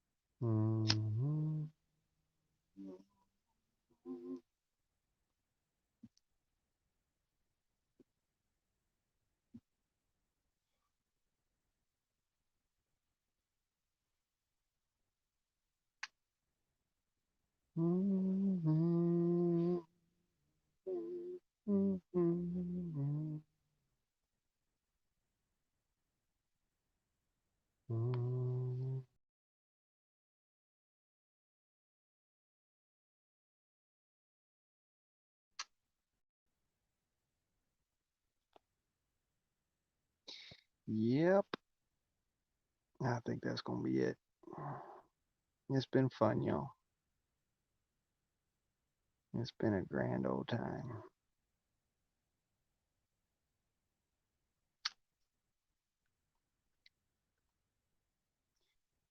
Tell you what,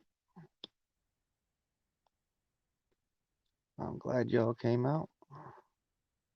I'm glad y'all had some time to spend with me. Even you, Mr. FBI, sitting there in the background watching me videos. Um, as much as you dislike me, as much as you dislike the fact that I stand for truth and freedom, the American way,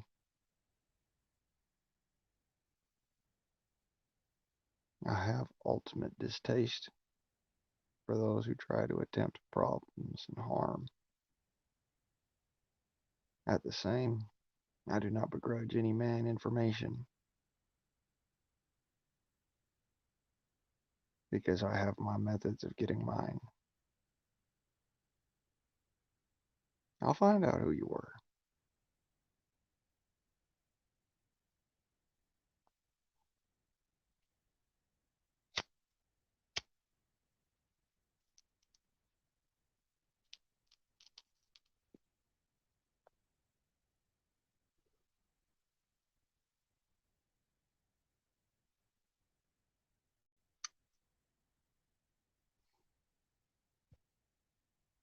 I will find out.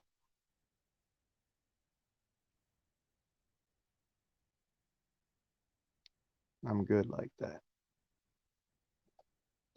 Any Hoosiers, y'all have a good night. I love y'all. You taters, let me know what you thought of this particular stream down in the old commentator section below.